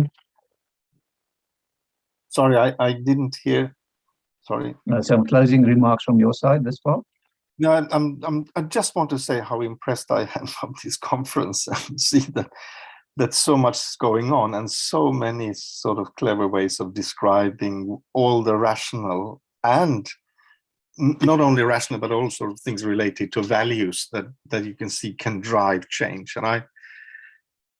And I'm sure that creates a better world, but it also creates so much better working conditions for people. It creates so much better sort of businesses in all, and it creates sort of a more attractiveness in being involved in this kind of work. It's got so many upsides, and hopefully that will continue, but it's a matter of course, describing that a structured way of dealing with not only climate change, but also traffic safety, a structured way of doing that with the help of, for example, ISO 39001 will really lead to better results. And I'm sure it does. So safety is something you manage. And I'm hearing that from all of you, all of the time.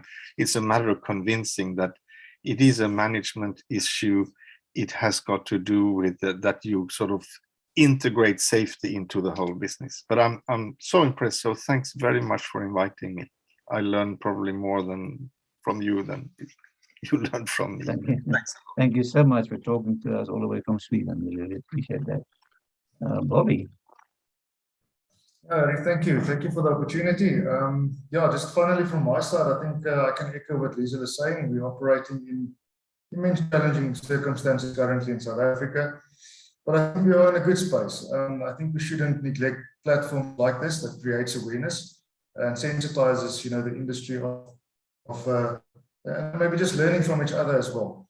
So if there's anybody on or any organization on this call that wonders, you know, whether they should opt for self-regulation or not, there's definite benefits to moving that direction.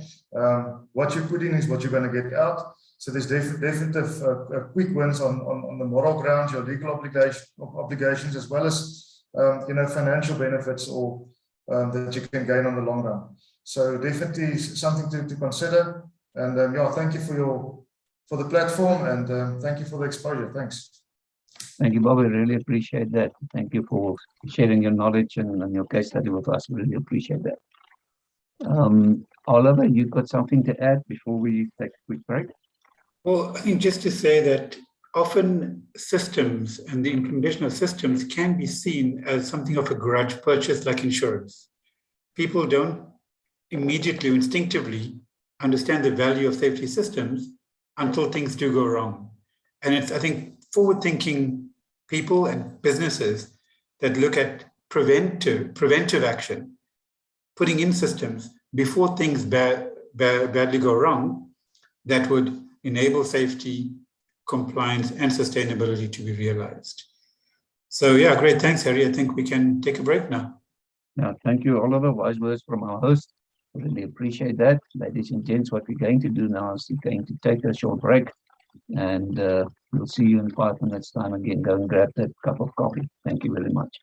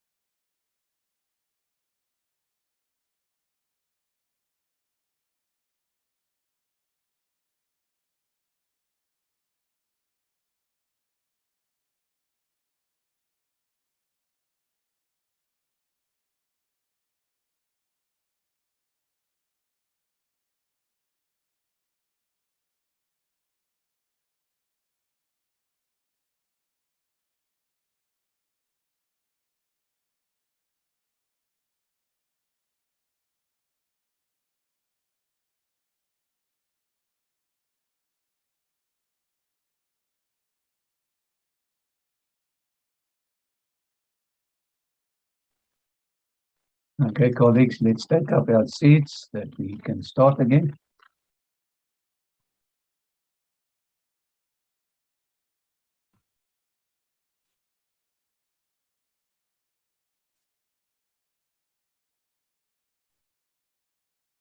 So we had our break now, and now it's over to Oliver, our MC, to take us further. Thank you, Oliver.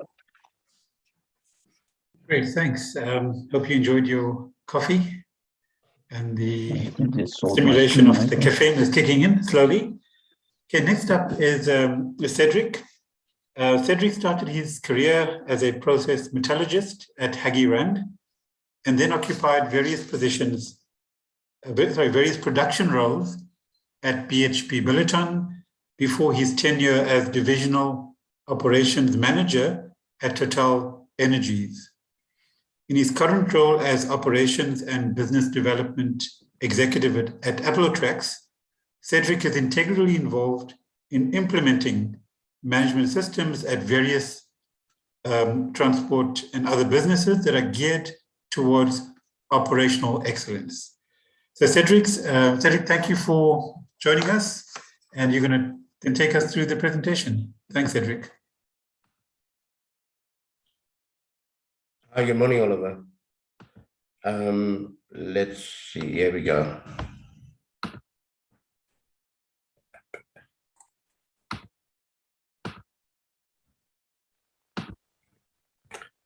Oliver, can you see my screen and how is my sound? 100%. Screen sound great. Go for it. Okay. Thank you very much. Thank you very much, Oliver and Harry, for the invite. I trust that my presentation today would add value to all of the delegates and that you would learn something from it. Jess, thank you very much for the introduction. What we're going to do today is the case study is an implementation at a fuel transport company. They are a transporter of liquid as well as packed dangerous goods. They've got quite a large fleet. They've been in the business from 2008. And in February, March of 2020, yes, 2020, we never knew what we were going to expect in 2020, but in March 2020, we made a decision, or they made a decision that they wanted to implement an integrated management system, and they invited, or they tasked me to have a look at that system for them. And what we're going to go through today is just that system and how we went about implementing it. Firstly, in terms of the guiding principles, HSEQ is a business fundamental. Much like you have your financial systems to ensure compliance, whether it's your VAT and anything else that you need to comply to, we believe that HSEQ very much forms part of that. Yes, you have OHS legal compliance issues as stated by the OSH Act, but like Bobby mentioned earlier on, most of the other systems are self-regulatory. So, why do you need to go and do those things? Why do you have to implement the various ISO systems, RTMS, squash, is really fundamental to how our business needs to operate. It's a decision that they need to make right at the onset that says, we believe that HSEQ is fundamental to how we run our business. Culture beats strategy, and I said it does every time. I'm not saying that strategy is not important to a business. Like Oliver outlaid, you can use your management system to translate your strategy right throughout the organization. But what I'm saying here is that the effectiveness of your business strategy, the implementation of that strategy, and anything that you do in the organization rests on what your organizational culture is. Is it a culture of continuous learning? Is it a culture of doing things better on a daily basis? Is it a culture of customer first? Is it a culture that focuses on health and safety? Is it a culture that's open to new ideas? Because those things determine whether you're going to be successful or not in terms of rolling out your strategy or rolling out system implementation. You hear stories of a lot of businesses in terms of the strategy implementation. Even in business schools, they tell you there's quite a high failure rate of business strategy implementation. Vision and commitment from leadership is key. And I talk about visible felt leadership in the sense that you're out there, you're committed, people can see your commitment. It is not something that is only discussed in the boardroom, but outside of that, it's a different story. So you've got to translate what you say to what you do on a daily basis. Your system needs to be agile. And when I say that, it's not talking about agility in terms of, or agile systems in terms of supply chain, in terms of lean manufacturing and all of that, more in the sense of how flexible and responsive is your system to the business needs. It should enhance and not restrict business. I just want to quickly talk about a cheetah, and we all know that a cheetah is the fastest animal on the planet. And one of the reasons why it's so fast is that it has a very flexible spine. A very flexible spine to the point that it expands in order for it to gain that momentum and speed. And lastly, when we looked at this system implementation, we said we wanted to have an integrated approach. And I'll get to that a bit later and the rationale behind that. The process itself was right at the beginning, was to get the involvement of the entire management team, not only the leadership in terms of the senior managers or the executives or the directors, but everybody involved. Key to that was also the development of a project plan. And the project plan looked at not only, because we did the implementation in stages, so we went for certain certifications at certain stages, but the underlying thinking was, let's go integrated. So the project plan needed to factor in the other standards that we were looking at, so that we don't duplicate work at a later stage. Now, all of the standards, including RTMS,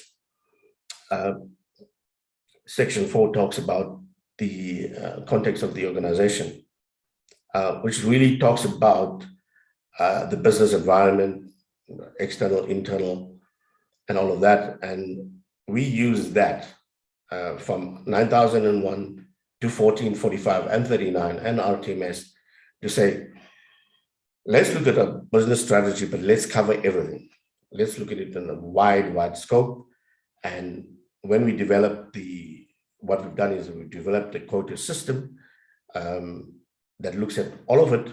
We looked at all of the role players that impact on the company, and what they bring, and whether it's issues that we need to deal with. For example, coupled to that, we looked at Section 6, which talks about your risk. But over and above your risk, the ISO management system talks now about opportunities, which is quite a change. So you're not only talking about risk, you're also talking about what are the opportunities that presents itself. For example, if a stakeholder in your business could be an environmental lobby group, you would immediately think of that as a risk. But in that analysis, there's opportunities for the business that you can look at that might impact or grow your business further down the line. So yes, we talk a lot about risk, but there's also a key element in terms of the opportunities that you need to identify and implement. And the system that we developed looked at that, and it also tracked the risk. It also tracked the opportunities with timeframes associated to that. The health check of this current system, or the system that I had at the time, they were squash certified. So it was a working system that they had. So what we needed to do is look at that system, do a health check on the system, and do a gap analysis to say against the various standards, 9001, 14, 45, 39, and RTMS, and map out how we were going to do it. The integrated approach was really taken. We use the current system, the squash system, as a building block. And some of the customer requirements, certain of the customers had requirements that were slightly outside the scope of the squash system, and we needed to integrate that as part of the integrated management system. Now, the rationale for taking an integrated approach was that you have common elements across the systems.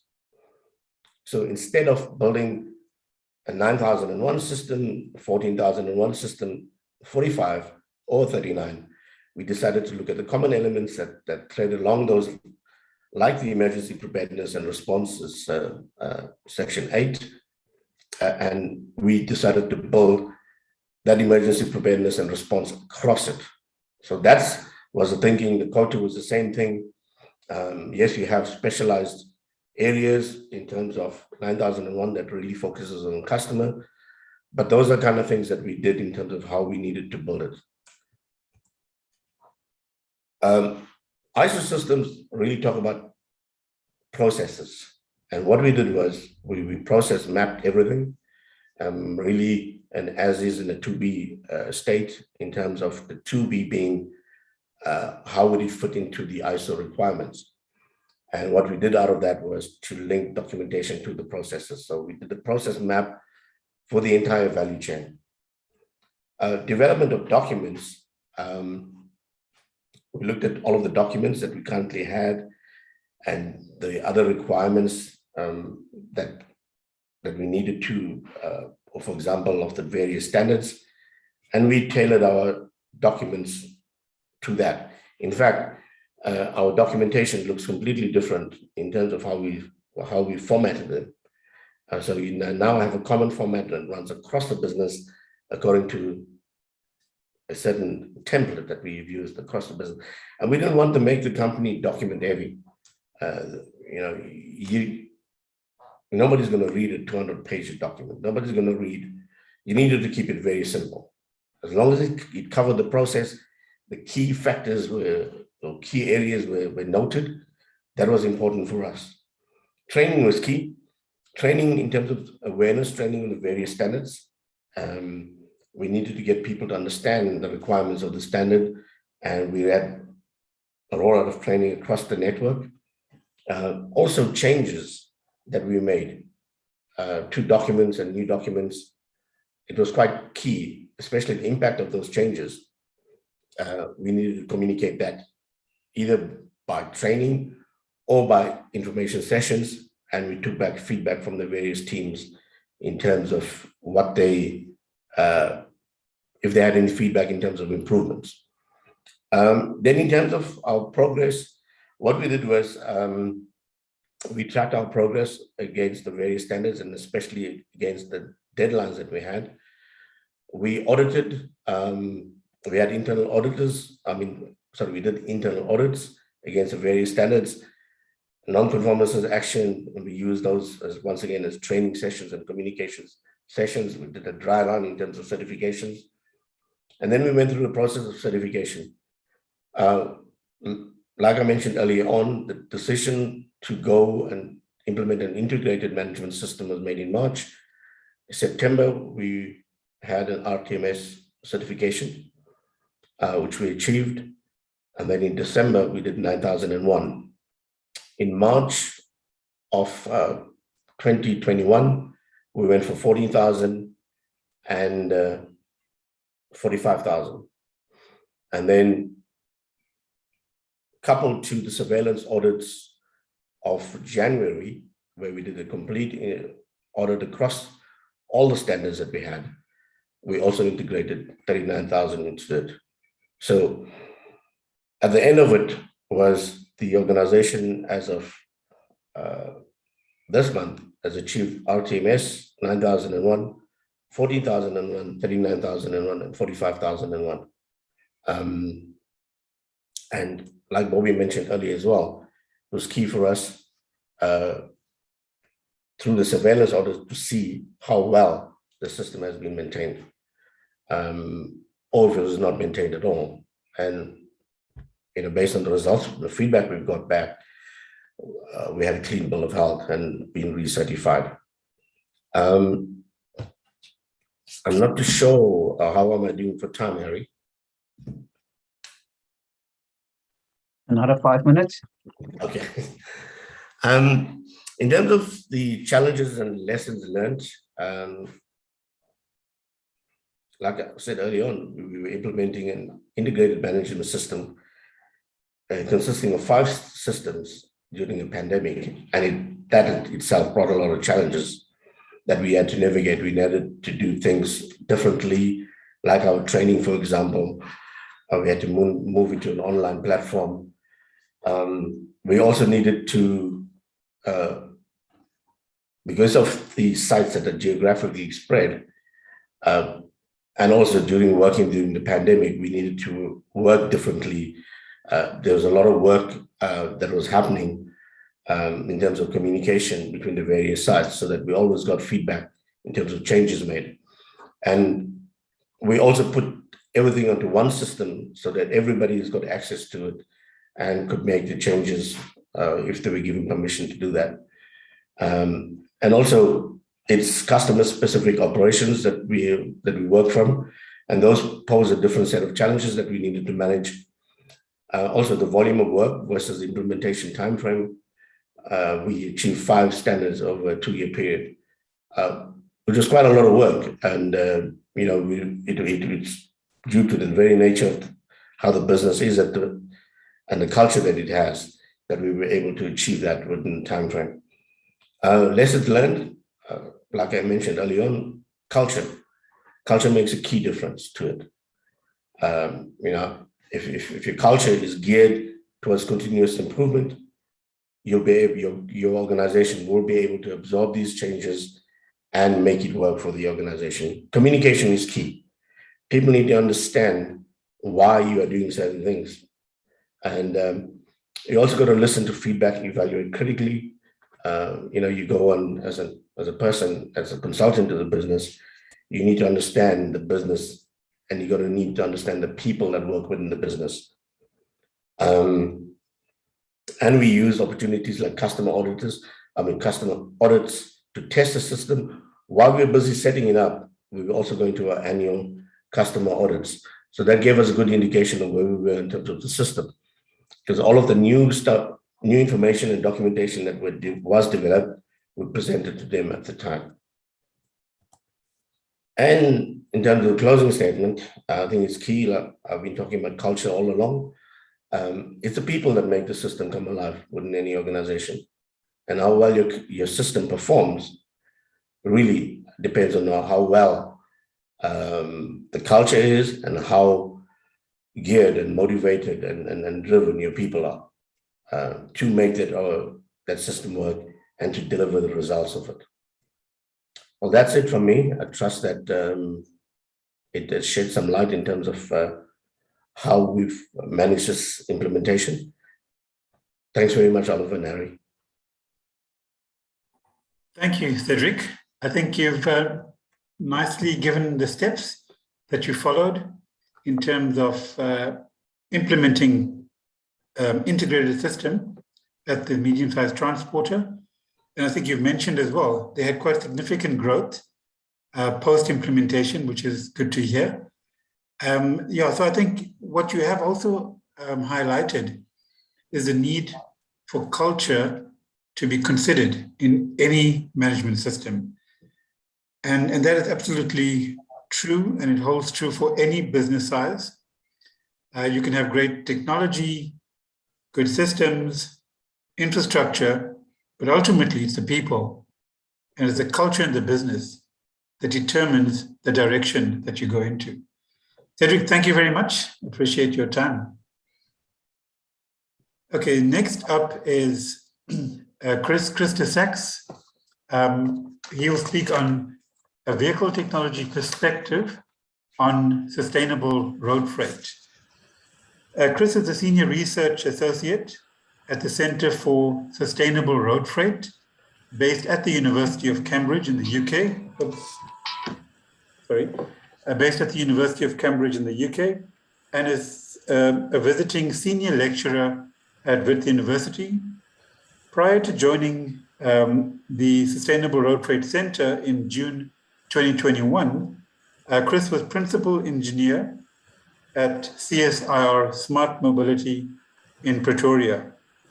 So Chris, welcome. And I know even though you're at Cambridge, you're still a very proud Witsy. So over to you, Chris. Thanks. Thanks so much, Oliver.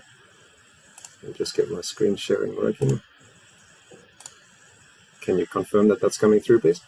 100% all good. Excellent. Well, thanks so much for having me. I guess my presentation is a little bit of a scenic detour. I'd like to look more at the vehicle technology side of sustainability, particularly within the context of decarbonization. So to get started, I just want to be very clear by what we mean by sustainability. Obviously, decarbonization is the kind of very important aspect of this, at least in the Western world at the moment. But we shouldn't forget that there's an important economic aspect and an important societal aspect. So what this means in the decarbonization space is that, yes, we must decarbonize, but depending on the country in question, local economic and societal issues are going to play a very big role, and often they're going to be at a much higher priority than decarbonization. So what does sustainability mean in a road freight transport context? Well, firstly, we do want to reduce emissions from road freight transport, ultimately to net zero. When that might be possible is a question mark, but most Western countries are obviously aiming for 2050. But we need to do this in the most economical way possible. And as I mentioned, this will be a big difference between different countries. Of course, there are other aspects of this. While decarbonizing in the most economical way, we need to ensure that the transport service to public and industry is maintained and is efficient and affordable. We need to keep transport operators in business. Obviously, employment is a very high priority in South Africa. We need to maintain a viable energy system. And I think this is going to become more of an issue as transport is electrified. Transport and the energy system become very closely intertwined. And finally, of course, we need to ensure that transport operations stay as safe as possible. It's an important societal aspect of this. But I do want to just reiterate here that the relative priority of all of these things will differ from country to country, and this will be for better or worse. And this will depend on things like strategic national priorities, your local economic conditions and resources. There might be, for example, in South Africa, there's a lot of interest in a hydrogen-based economy because it benefits some of the local resources in, for example, platinum, which is used in fuel cells. So those are concepts we need to be aware of. And finally, it will depend on the characteristics of the existing transport and energy sectors. In South Africa, we have 56-ton trucks, whereas throughout Europe, it's, you have 40 or 44-ton trucks. And that makes a big difference to decarbonization trajectories and the cost of these things. So that brings me specifically to heavy goods vehicles, which has been the focus of my work and research for several years, and how we go about decarbonizing this.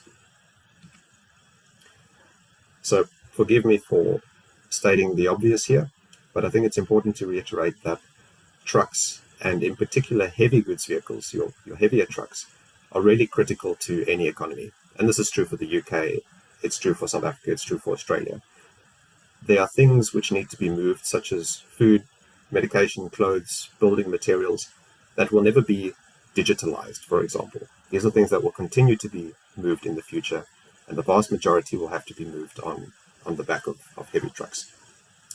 But of course, there is a carbon footprint associated with this activity. And on the right, I show a breakdown of carbon emissions for the case of the UK, where transport represents about a quarter of all emissions, which seems quite high, but it's mainly due to the energy system there having been quite steadily decarbonized. But either way, heavy goods vehicles constitute around 16% of that, which is much higher than their relative contribution to the number of vehicles or the number of kilometers traveled. But the challenge here that I want to talk about is the pathway to net zero carbon in transport is quite clear when it comes to cars, vans, and buses. It's basically the future will be battery electric, and it's just a matter of scaling that up. When it comes to the heavier end of the spectrum for trucks, there's a big question mark here, and there's a lot of ongoing research and debate as to what the optimal net zero solution is here. So I want to look briefly at two kind of timelines here. On the left, shorter term solutions to reduce carbon, and on the right, longer term solutions to get us to net zero carbon. Current solutions for reducing carbon, there are many to choose from, and the attraction of many of these is that they're going to save you money as well. So it's a kind of win-win solution. So here we have things like low rolling resistance tires, aerodynamic improvements, alternative fuels, trailer lightweighting, etc. These are all very good things and can save you a few percent in carbon emissions and fuel costs, and hence business operating costs. Another one which I'm particularly interested in is high capacity vehicles. So these are vehicles which are either longer and or heavier than your conventional vehicles. This requires regulatory changes, but this is something that's been proven to be very, very powerful and can achieve, up to 20% or even more reductions in fuel use and carbon emissions with associated cost savings as well. Then at the bottom, I've just included some of the more operational things that can and should be done now, a lot of which are relevant to the theme of today around RTMS and ISO certification. These are good things that should be done anyways and can have a positive impact on reducing carbon. However, when we look forward into the future, we're not so lucky, and the solutions are all going to cost money. They're going to cost money to the government and to operators. But what we can say is the future is probably going to be electric, but there are different implementations of this. So first up, one option is what we will call the big battery electric trucks. So these are trucks fully electric with battery packs big enough to get them the range that they need. And what this means for a 44-ton truck is you need around 10 or more tons of battery. So it certainly has its shortcomings, but there's a lot of interest in that. Another option, an interesting option, is to have what's called an electric road system, where you have an charge on the move infrastructure that is installed perhaps on your main strategic road network. And what this means is that the vehicles can have much smaller batteries. So they can charge on the main network, and they then just have sufficient battery to do their off the motorway parts of the journey, come back on again and continue charging. So this is something that can be quite attractive, and it's something we're very interested in from a research perspective here in the UK. And finally, there's a lot of interest in hydrogen electric trucks. These are still fundamentally electric trucks, but the fuel source here is hydrogen. And there's a lot to be aware of here in terms of, can this really be net zero carbon? And it can, but depending on the nature of the production of that hydrogen, there's a lot of question marks about how clean that can be, but it is certainly a viable solution. So this begs the question of, well, how do we as a country, South Africa or the UK, how do we find the optimal trajectory to get to net zero in terms of heavy goods vehicles? And it fundamentally comes down to three important topics. So you've obviously got carbon, that's the objective, we want to get to net zero carbon, but there's important energy and cost implications as well. So when it comes to carbon, on the top left is the obvious one, direct emissions from vehicles. We want to reduce those to zero. And all of those solutions essentially tick that box. And you'll excuse my tailpipe emissions coming out the back of the trailer. A bit of a joke there, but I do understand that's not how trucks work. But it's very important to bear in mind indirect emissions. And these can play a huge role depending on that decarbonization pathway. So you've, of course, got energy, carbon associated with your energy source. This is very important for South Africa, where, if we electrify and the grid is still 80% coal-based, there's a lot of indirect carbon associated with that. There's also what's called embodied carbon, which is the carbon that goes into manufacturing the vehicles, the batteries, the hydrogen infrastructure, the charging infrastructure, and that can be significant depending on the technology. On the cost side of things, I think the obvious one is on the top right, your total cost of ownership. How much are these new vehicles going to cost an operator? How much is the fuel going to cost? And this is something that doesn't work so much in favor of hydrogen, where it's likely to be very expensive. But linked to this are issues around the cost of the infrastructure. Is the government going to pay for that? And how are they going to recoup the costs, potentially through fuel levies or something like that? Or alternatively, if the vehicle costs are going to be substantially higher, the government might need to think about subsidizing that to ensure uptake. So it's a very complex system, and it's about optimizing the balance of all these things in the context of a specific country. So having said that, I just wanted to mention briefly what the UK government is doing. So they have set aside a bunch of research funding through Innovate UK to look at net zero road freight transport solutions as part of a bigger project around net zero transport. Our team at Cambridge through the SRF is involved in the project on electric road systems. And what we're busy doing here is we're assessing, well, if this were to be rolled out as a viable UK system, what would the costs of that infrastructure be? What would the energy demands be? And what would that emissions trajectory look like as you decarbonize? Is this compatible with existing logistics systems? And finally, what we're also working on is the government has allocated funding to actually build out a few demonstrators of some of these things. So we're expecting to be able to build a short demonstrator of this electric road system. There's a site that's been identified in the north of England. So that's very exciting. And I think this is just indicative of the level of things that need to be done to really make these decisions, because it's really difficult.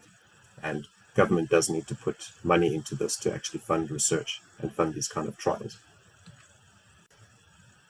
So from the UK, I now want to come back to South Africa and just talk a little bit about some of the sustainable road freight research efforts that are happening in South Africa. And I think a good starting point there is just a quick introduction or a reintroduction for some of you to our Centre for Sustainable Road Freight in South Africa, the SRFSA, which is fundamentally a collaboration between FITS, Stellenbosch, TUT, UWC, and the CSIR, covering both the technology and the operations and policy sides of transport to really understand how best to achieve sustainable road freight in the country. And we work very closely with a number of industry collaborators, and we're looking to build that over time. We have some funding from the UK mainly, and we are collaborating quite closely with Cambridge University and Herod-Watt University. This is a very exciting initiative, and it's growing, and I think it's doing a lot of important research. So from that, I just wanted to highlight two bits of research which I think are relevant to this discussion on vehicle technologies. So a couple of years back, we started looking at green tires, low rolling resistance tires, and we wanted to quantify exactly how much fuel and carbon savings we could realize from introducing these tires in a South African context. So we started off by doing some controlled field tests at Geratech in Pretoria, 2 fully laden 56-ton trucks, one with what we call the green tires and one with conventional black tires, several different sessions with driver swaps in between, tire swaps in between, etc., to try and control for some variables.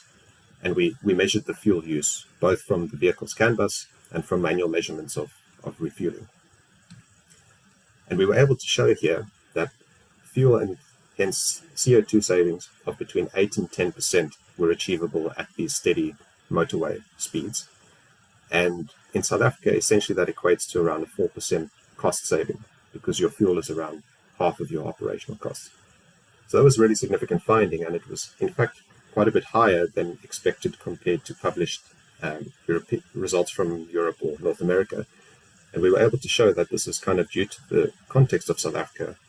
The high mass vehicles, the higher altitude, the higher temperature climate, all actually make a bigger case for green tires. So I think that was very interesting. And what we're doing at the moment is we've got a new bit of funding to extend this, and we're busy preparing now for in-service tests. So of course, these were controlled tests at steady motorway speeds. We're now looking to instrument a couple of vehicles and actually monitor them over several months. The second project I just wanted to highlight was a study we did on high-capacity vehicles for the case of coal transport in South Africa. We wanted to look at some existing trial vehicles that have already been running as part of the PBS trial and assess what their actual savings were. We wanted to then look at the coal transport sector and kind of quantify that, and then do a bit of a case study to say, well, if we were able to extrapolate these vehicles to the entire coal transport fleet, what kind of savings might be viable? And let me just get that up there. We found that significant savings would indeed be possible.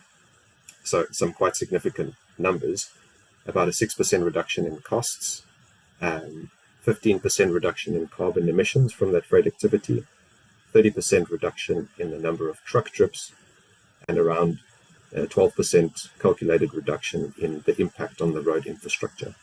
So this was a neat little case study, and we're hoping to do more of these for other industries to help support the case for high capacity vehicles in South Africa, because I think it is something that really needs to be on the table.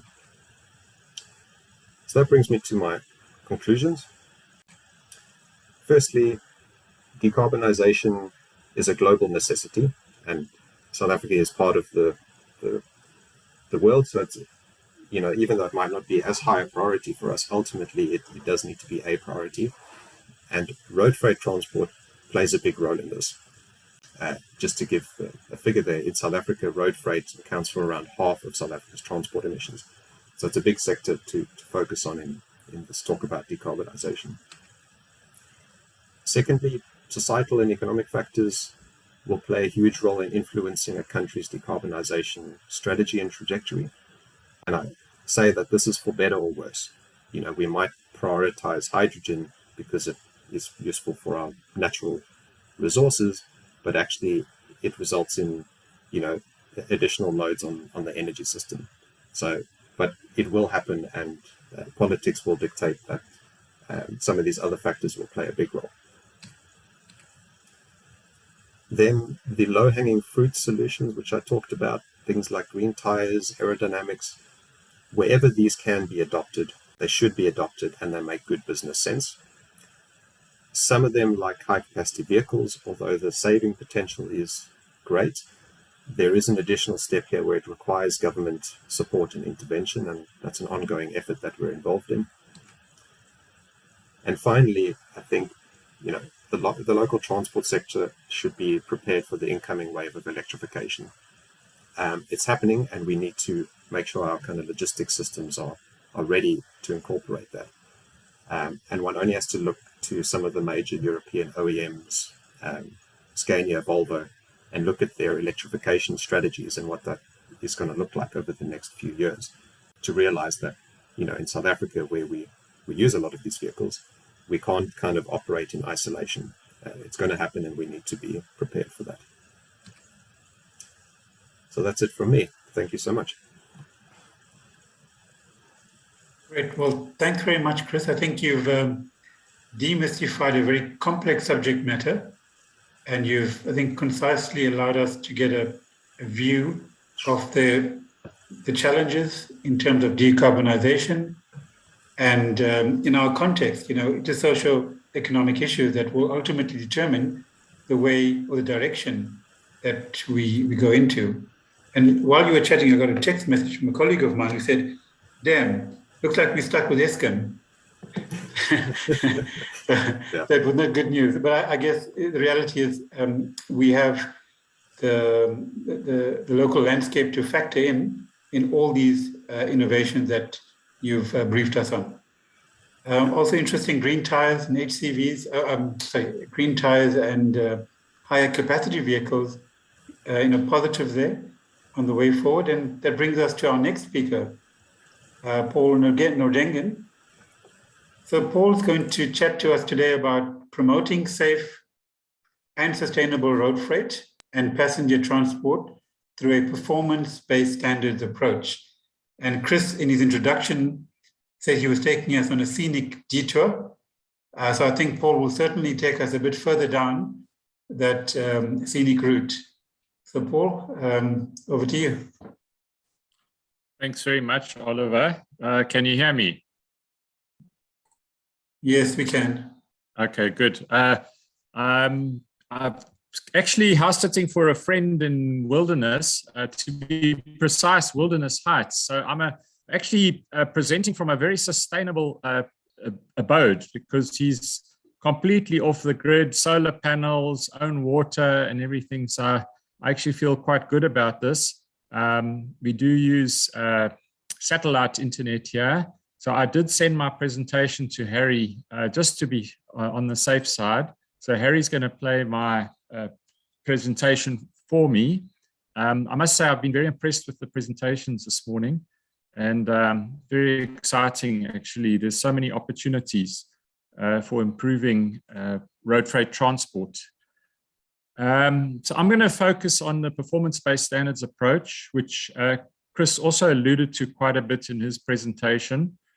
You'll see on this opening slide a truck. This happens to be a PBS vehicle. It's only 22 meters long, so it's not over length, but it does go up to 72.5 tons. And what you'll see on the front of the truck is a smart truck board, but also an RTMS board. And you'll see from our presentation that RTMS is a requirement for PBS operators, that in order to ensure a good level of compliance. Okay, next slide. So I did a bit of a brainstorm yesterday, in fact, and I put this rather mixed up slide together. It's been something that's been growing in the back of my mind for quite a number of years. I started off at the CSIR focusing on the protection of infrastructure, mainly through bridge management systems, and also vehicle overload control strategies, etc., mainly to protect the road network. But as I've been involved in the RTMS and also the PBS project since around about 2003, I've realized that this whole aspect of safety and sustainability has so many interrelating factors. So I've just put some basics down here, and a lot of people have referred to these in the presentations this morning. But I'll just take you through the bullets. If you have poor vehicle servicing and maintenance, you're going to have more breakdowns and your risk of crashes is higher.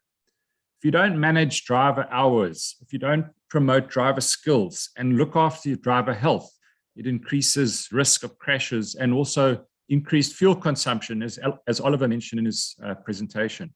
Heavy vehicle overloading, which has been one of my areas for many years, overload control. It detracts on the road network condition and also has a negative impact on road safety. So we have crashes, which result in many cases in road fatalities, serious injuries, also congestion, and therefore a negative impact on the environment. And of course, depending on what commodities are being transported, that can also have a negative environmental impact. So then we go on to traffic congestion, which increases emissions, it increases the cost of transport downs. And then we have CO2 and other emissions have an impact on climate change and global warming. Road network condition as a result of overloading, but also admittedly due to inadequate road maintenance by the road authorities. That increases cost of transport, travel time, it increases vehicle maintenance costs. So all this has these accumulative effects have an impact on transport efficiency and productivity, and ultimately has a negative impact on the South African economy. So you can see how all these factors are interrelated. And as I think was mentioned earlier, often safety on its own is not seen as a priority by companies. But if you look at it from this kind of perspective, you'll see that you can actually improve safety by taking putting certain measures in place, using management systems, and have also positive impacts on the costs. Okay, next slide. So now I'm going to be talking about this performance-based standards approach. Many of you are familiar with it.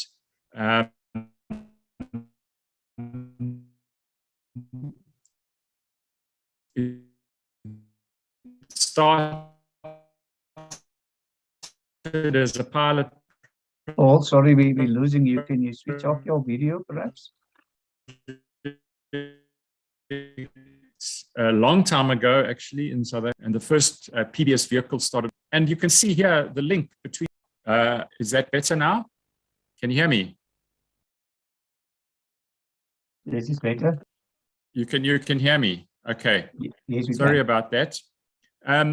You can see that there's quite a strong link between this slide and the previous slide, where the objectives of this PBS pilot project was to look at what had been done at that point in time only in Australia, Canada, and New Zealand, with a view to improving vehicle operations, looking at reducing road wear, reducing vehicle trips, improving safety performance, improving transport productivity, reducing emissions, and later on we added reduction in cross-border delays as the PBS project has now started expanding into some of the neighboring countries. Okay, next slide.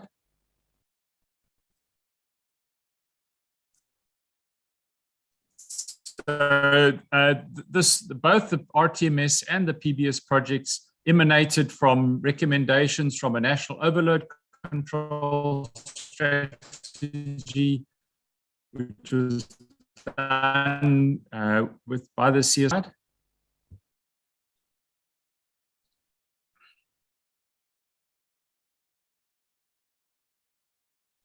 You can go to the next slide, Harry.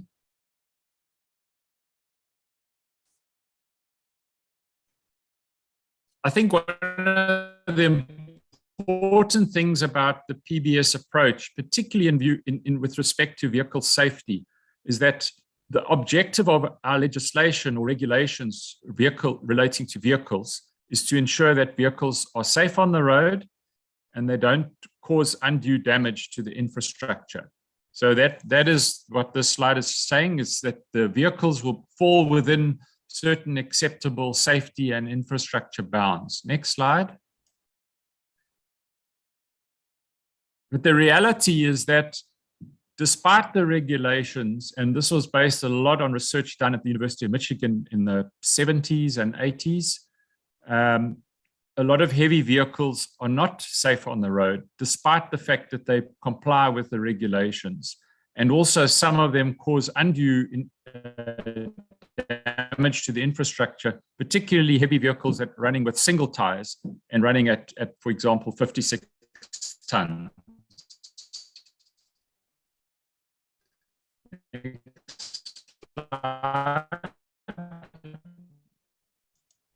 Okay, Harry, clips which just show some of the problems and challenges regarding heavy vehicles as they perhaps not very stable due to their design, even though they comply with the regulations.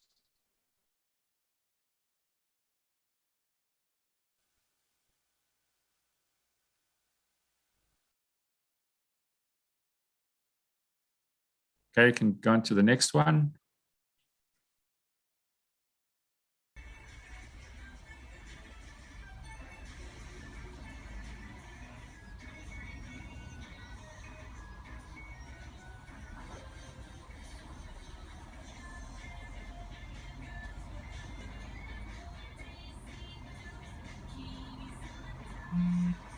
Okay, and the last one. Those first two were from overseas. This third one was in Durban a couple of years ago.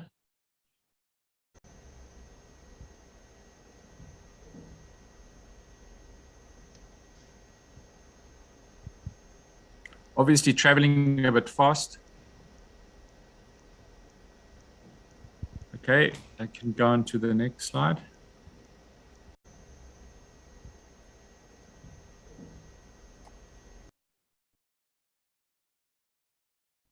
So the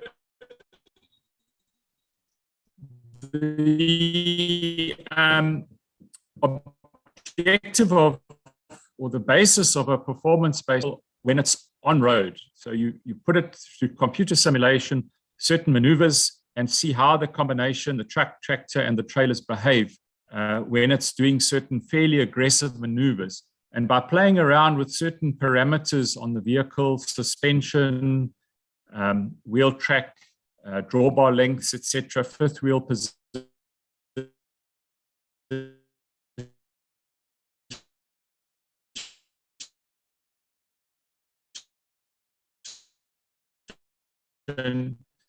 you can actually make the vehicle a lot safer. Prescriptive standards, which essentially define what a vehicle looks like. The PBS approach does allow longer or heavier vehicles. Okay, next slide.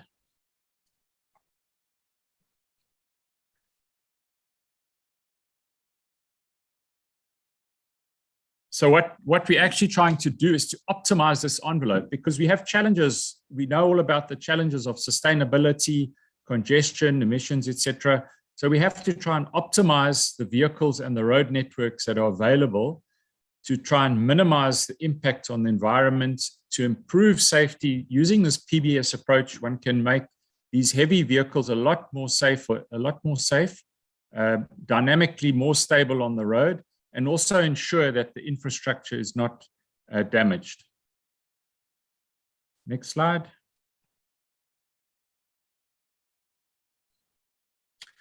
This was a slide that Chris de Sachs put together, and it just shows that, well, a lot of people maybe get confused between PBS and high-capacity vehicles. There are two pillars that we have developed for these high-capacity vehicles. The one is the PBS approach. As you can see, safe high-speed performance, adequate maneuverability for its lower speeds, and a good match between the road network and the vehicle. So these high-capacity vehicles are only allowed to operate on the routes that have been approved by the road authorities. And then on the right-hand side is the RTMS, and that's to ensure that the operators of these high-capacity vehicles are professional and compliant, well-maintained vehicles, competent drivers, the sort of things we've been talking about this morning. And this then has positive impacts such as reduced fuel consumption, reduced emissions, and fewer trucks on the road. Next slide. There's been quite a bit of work over the years internationally, particularly through the OECD. The first one was an EU study that was, the CSIR was involved through University of Cambridge. And in fact, Chris de Sachs and a previous colleague, Rob Berman, were involved in using PBS as a tool to look at approach to optimizing multimodal freight systems on the EU network. And then the OECD has commissioned a number of studies. Moving freight with better trucks looked at, one of the aspects of that was using PBS. And then you can see in 2019, there were two projects that were completed. One was high capacity transport towards efficient, safe, and sustainable road freight. And then the second one was policies to extend the life of road assets, also looking at high capacity transport. And one that's just started towards the end of last year is high capacity transport and intelligent access in developing countries and emerging markets. And this is being spearheaded by Sweden, and a number of people from different countries will be involved in this project. So there is quite a lot of work around the world looking at using PBS as a tool to allow high capacity vehicles on the road network. Okay, next slide. Looking at the South African project, a strategy was developed in 2007, and we have a smart truck rules document, which is updated from time to time, and that defines the process that operators need to follow in order to participate in the project. Next slide.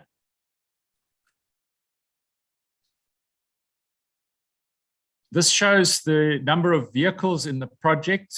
This was at the end of December 2020, with 240 million kilometers. I checked this morning, and there are now just 650 PBS vehicles operating in South Africa. And kilometers covered is about 340 million. So it's 100 million more than what's on this slide. And all this data is being collected and compared with baseline vehicles to determine improvements that have been measured. And I'll show you a slide in a minute with regards the improvements that we've measured. Next slide. The next few slides are just examples of PBS vehicles, such as this vehicle in timber. It's about 28 meters long and operates in KwaZulu-Natal. Next slide.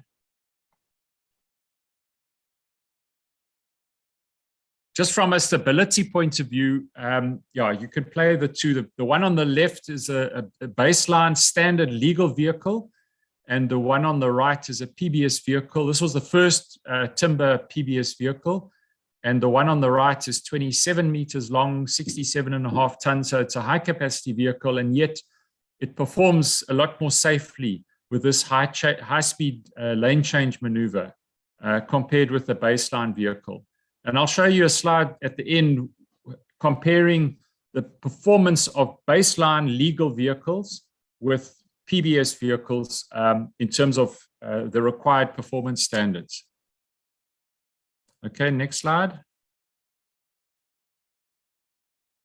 This was the first side tipper in mining quite a number of years ago now. It's not, this fleet is not operational at the moment any longer. It was for Platinum in Limpopo province.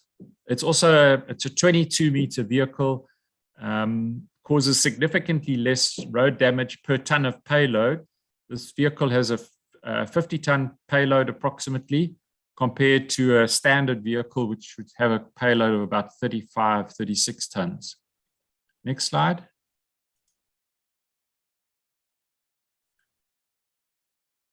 This is a coal side tipper that's being used quite extensively, particularly in Mpumalanga now. Also 22 meters long and also about a 50-ton payload. Next slide.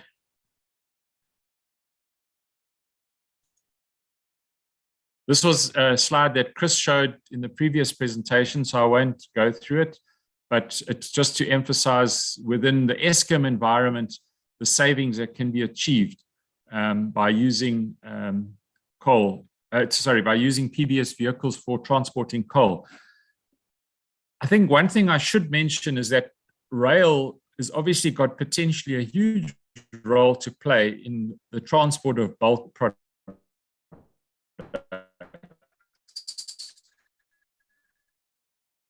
But talking to some of the mines, try and keep as much coal transport on rail as possible. And this is currently a big challenge. We had someone from Tronox and Exoro letting us know that a lot of their coal is being transported to Richards Bay by road now because they cannot move it by rail. So obviously one of the ways of addressing sustainability is to move a lot of these bulk products back onto rail. But obviously the Transnet Freight Rail needs to make the capacity available. Next slide. Just wanted to mention that we do have developed a PBS bus that's being used in Mbombela and Nelspruit quite successfully for a number of years now, and their safety statistics are very impressive compared with their standard buses. Next slide. There's also been quite a significant adoption of the PBS approach by car carriers. This is not so much to do with increased mass and improved stability, but the big improvement here was reducing the rear overhang of these car carriers, which was traditionally very long, and it's been reduced significantly through using the PBS approach because tail swing is one of the performance standards, and most of the car carriers, the traditional car carriers, failed that particular performance standard. So there's a whole new generation of car carriers now in South Africa that comply with the performance-based standards approach, and they're slightly longer they're 1 meter longer than the standard trucks. Next slide. Those of you who live in Gauteng would have probably seen the Coca-Cola PBS combination. It's 30 meters long and it travels on certain routes, the R21, the N1, I think the N3, that travels up to Polokwane.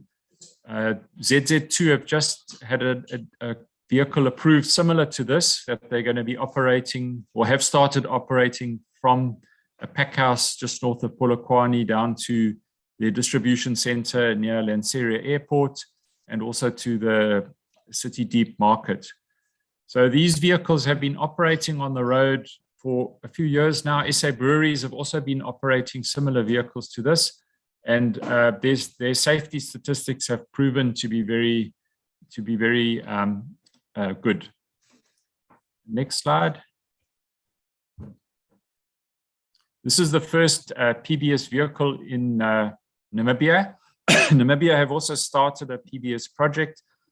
This is about almost, I think, 29 meters long, just over 90 tons, and has just started operating in July last year, transporting salt from the Walvis Bay salt mines to the port. So it's not a very long distance, but they managed to reduce the number of trips per day from 80 to 44. Next slide. I was fortunate to be able to attend the launch of this PBS project in Walvis Bay. It was in October last year, and they invited the mayor of Walvis Bay to the launch. And it was good to hear that he said he'd had positive responses from residents because of the significant reduction in trips per day. And they were in the process of removing speed humps on this one section of road, which had been a problem for quite a number of years. So it was nice to hear good positive responses from the politicians. Next slide. Just in terms of the impact of the pilot project, and I checked, these statistics are still pretty much the same compared with December 2020. You can see the reduction in trips. That's sitting currently at 25%. It's from 26%. Fuel savings on average, a 20% reduction. Roadway cost reduction on average 12%, and significantly the reduction in crashes compared with the baseline vehicles of 44. It's currently sitting at 45%. That's after 340 million kilometers. Next slide. As I mentioned earlier, this is the statistics of the analysis of baseline and PBS vehicles from a safety point of view. You can see that 56% of all the baseline vehicles that have been analyzed through this project have failed at least one of the performance standards. So it validates the research that's been done in the United States and elsewhere, that the prescriptive regulations do not necessarily ensure that vehicles are safe, specifically from a dynamic point of view. Next slide.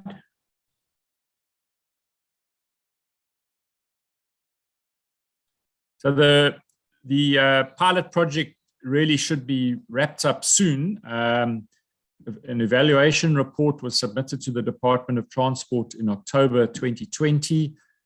They're still busy reviewing it, and hopefully will come up with some recommendations and a submission to the Minister of Transport, which based on these recommendations and the findings during the pilot project could result in a change to the legislation to allow for high capacity vehicles in South Africa. Thanks. I think that's my last slide. Thanks very much. Thank you, Paul. Yeah, I think again, I've seen this presentation quite a number of times, or similar presentation over the years, and I'm still always impressed by the last slide. 44% reduction in crashes compared to baseline vehicles and 20% fuel saving, etc. So I think it's a great project. It has tremendous value and benefit to the economy, not only from a commercial, economical perspective, but also if you look at the increasing trucks and vehicles on our roads and the increasing levels of congestion, fewer trips, safer vehicles, it just makes total, complete sense. So thanks very much, Paul. And I hope you're going to enjoy your time at the wilderness and continue to promote sustainability as you are doing. Harry, I think that pretty much brings us to the end of the session. So I'm going to hand over back to you to round up and then to probably close as well. Thanks, Harry. Thank you, Oliver. Let's give people opportunity to ask questions quickly, should they have questions. And could Cedric, Chris, and Paul, and Oliver please switch on your cameras and unmute.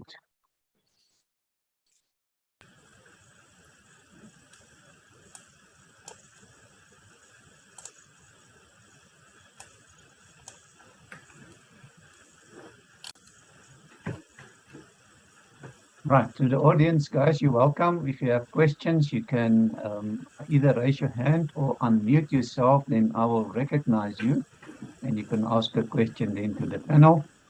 And you're welcome to do that once I've recognized you.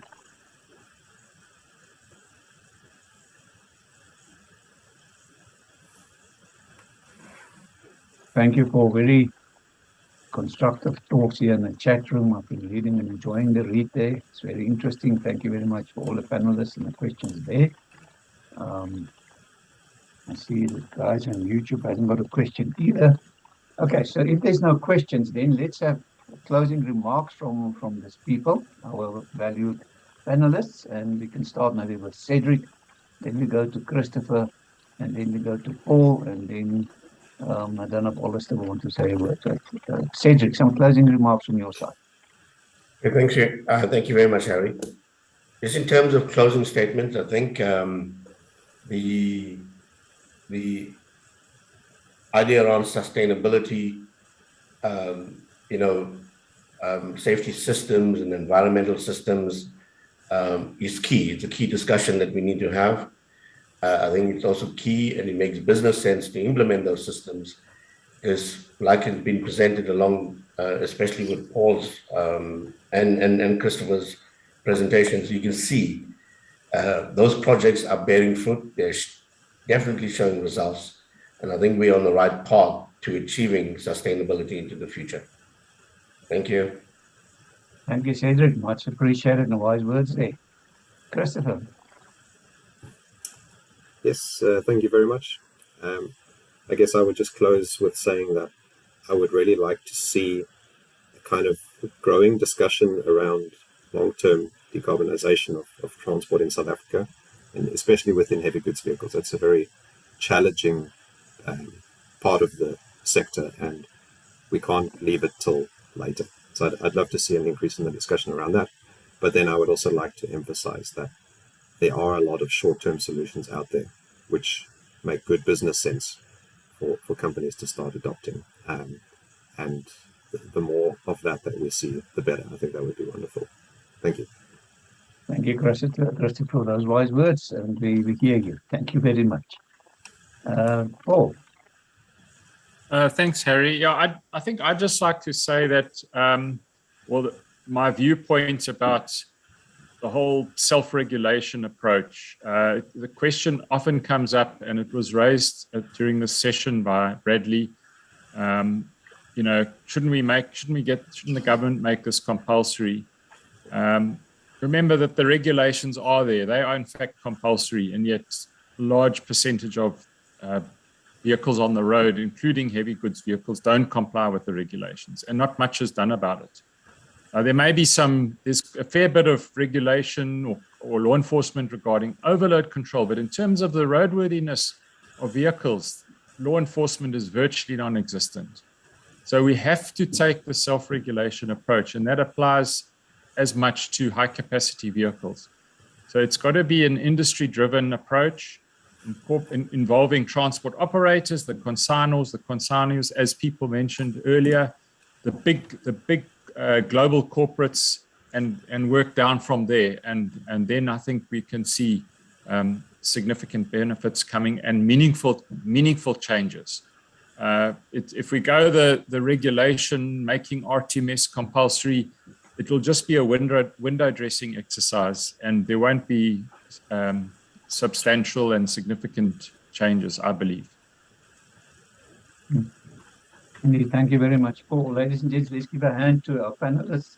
What a great group of panelists. We really appreciate your time and preparations for this event, and the other of this morning as well. Really appreciate it. Thank you so much. Thanks to all our sponsors. Thank you to JC Auditors and Oliver for hosting this event. We really appreciate that. And then all the best to the road transport management system and self-regulation in our country. We really believe that's going to take us to a new level and much safer and sustainable roads and trucking and busing. Thank you so much, guys. Take care. We'll see you soon again. Thank you very much. Thank you. Thanks, Harry.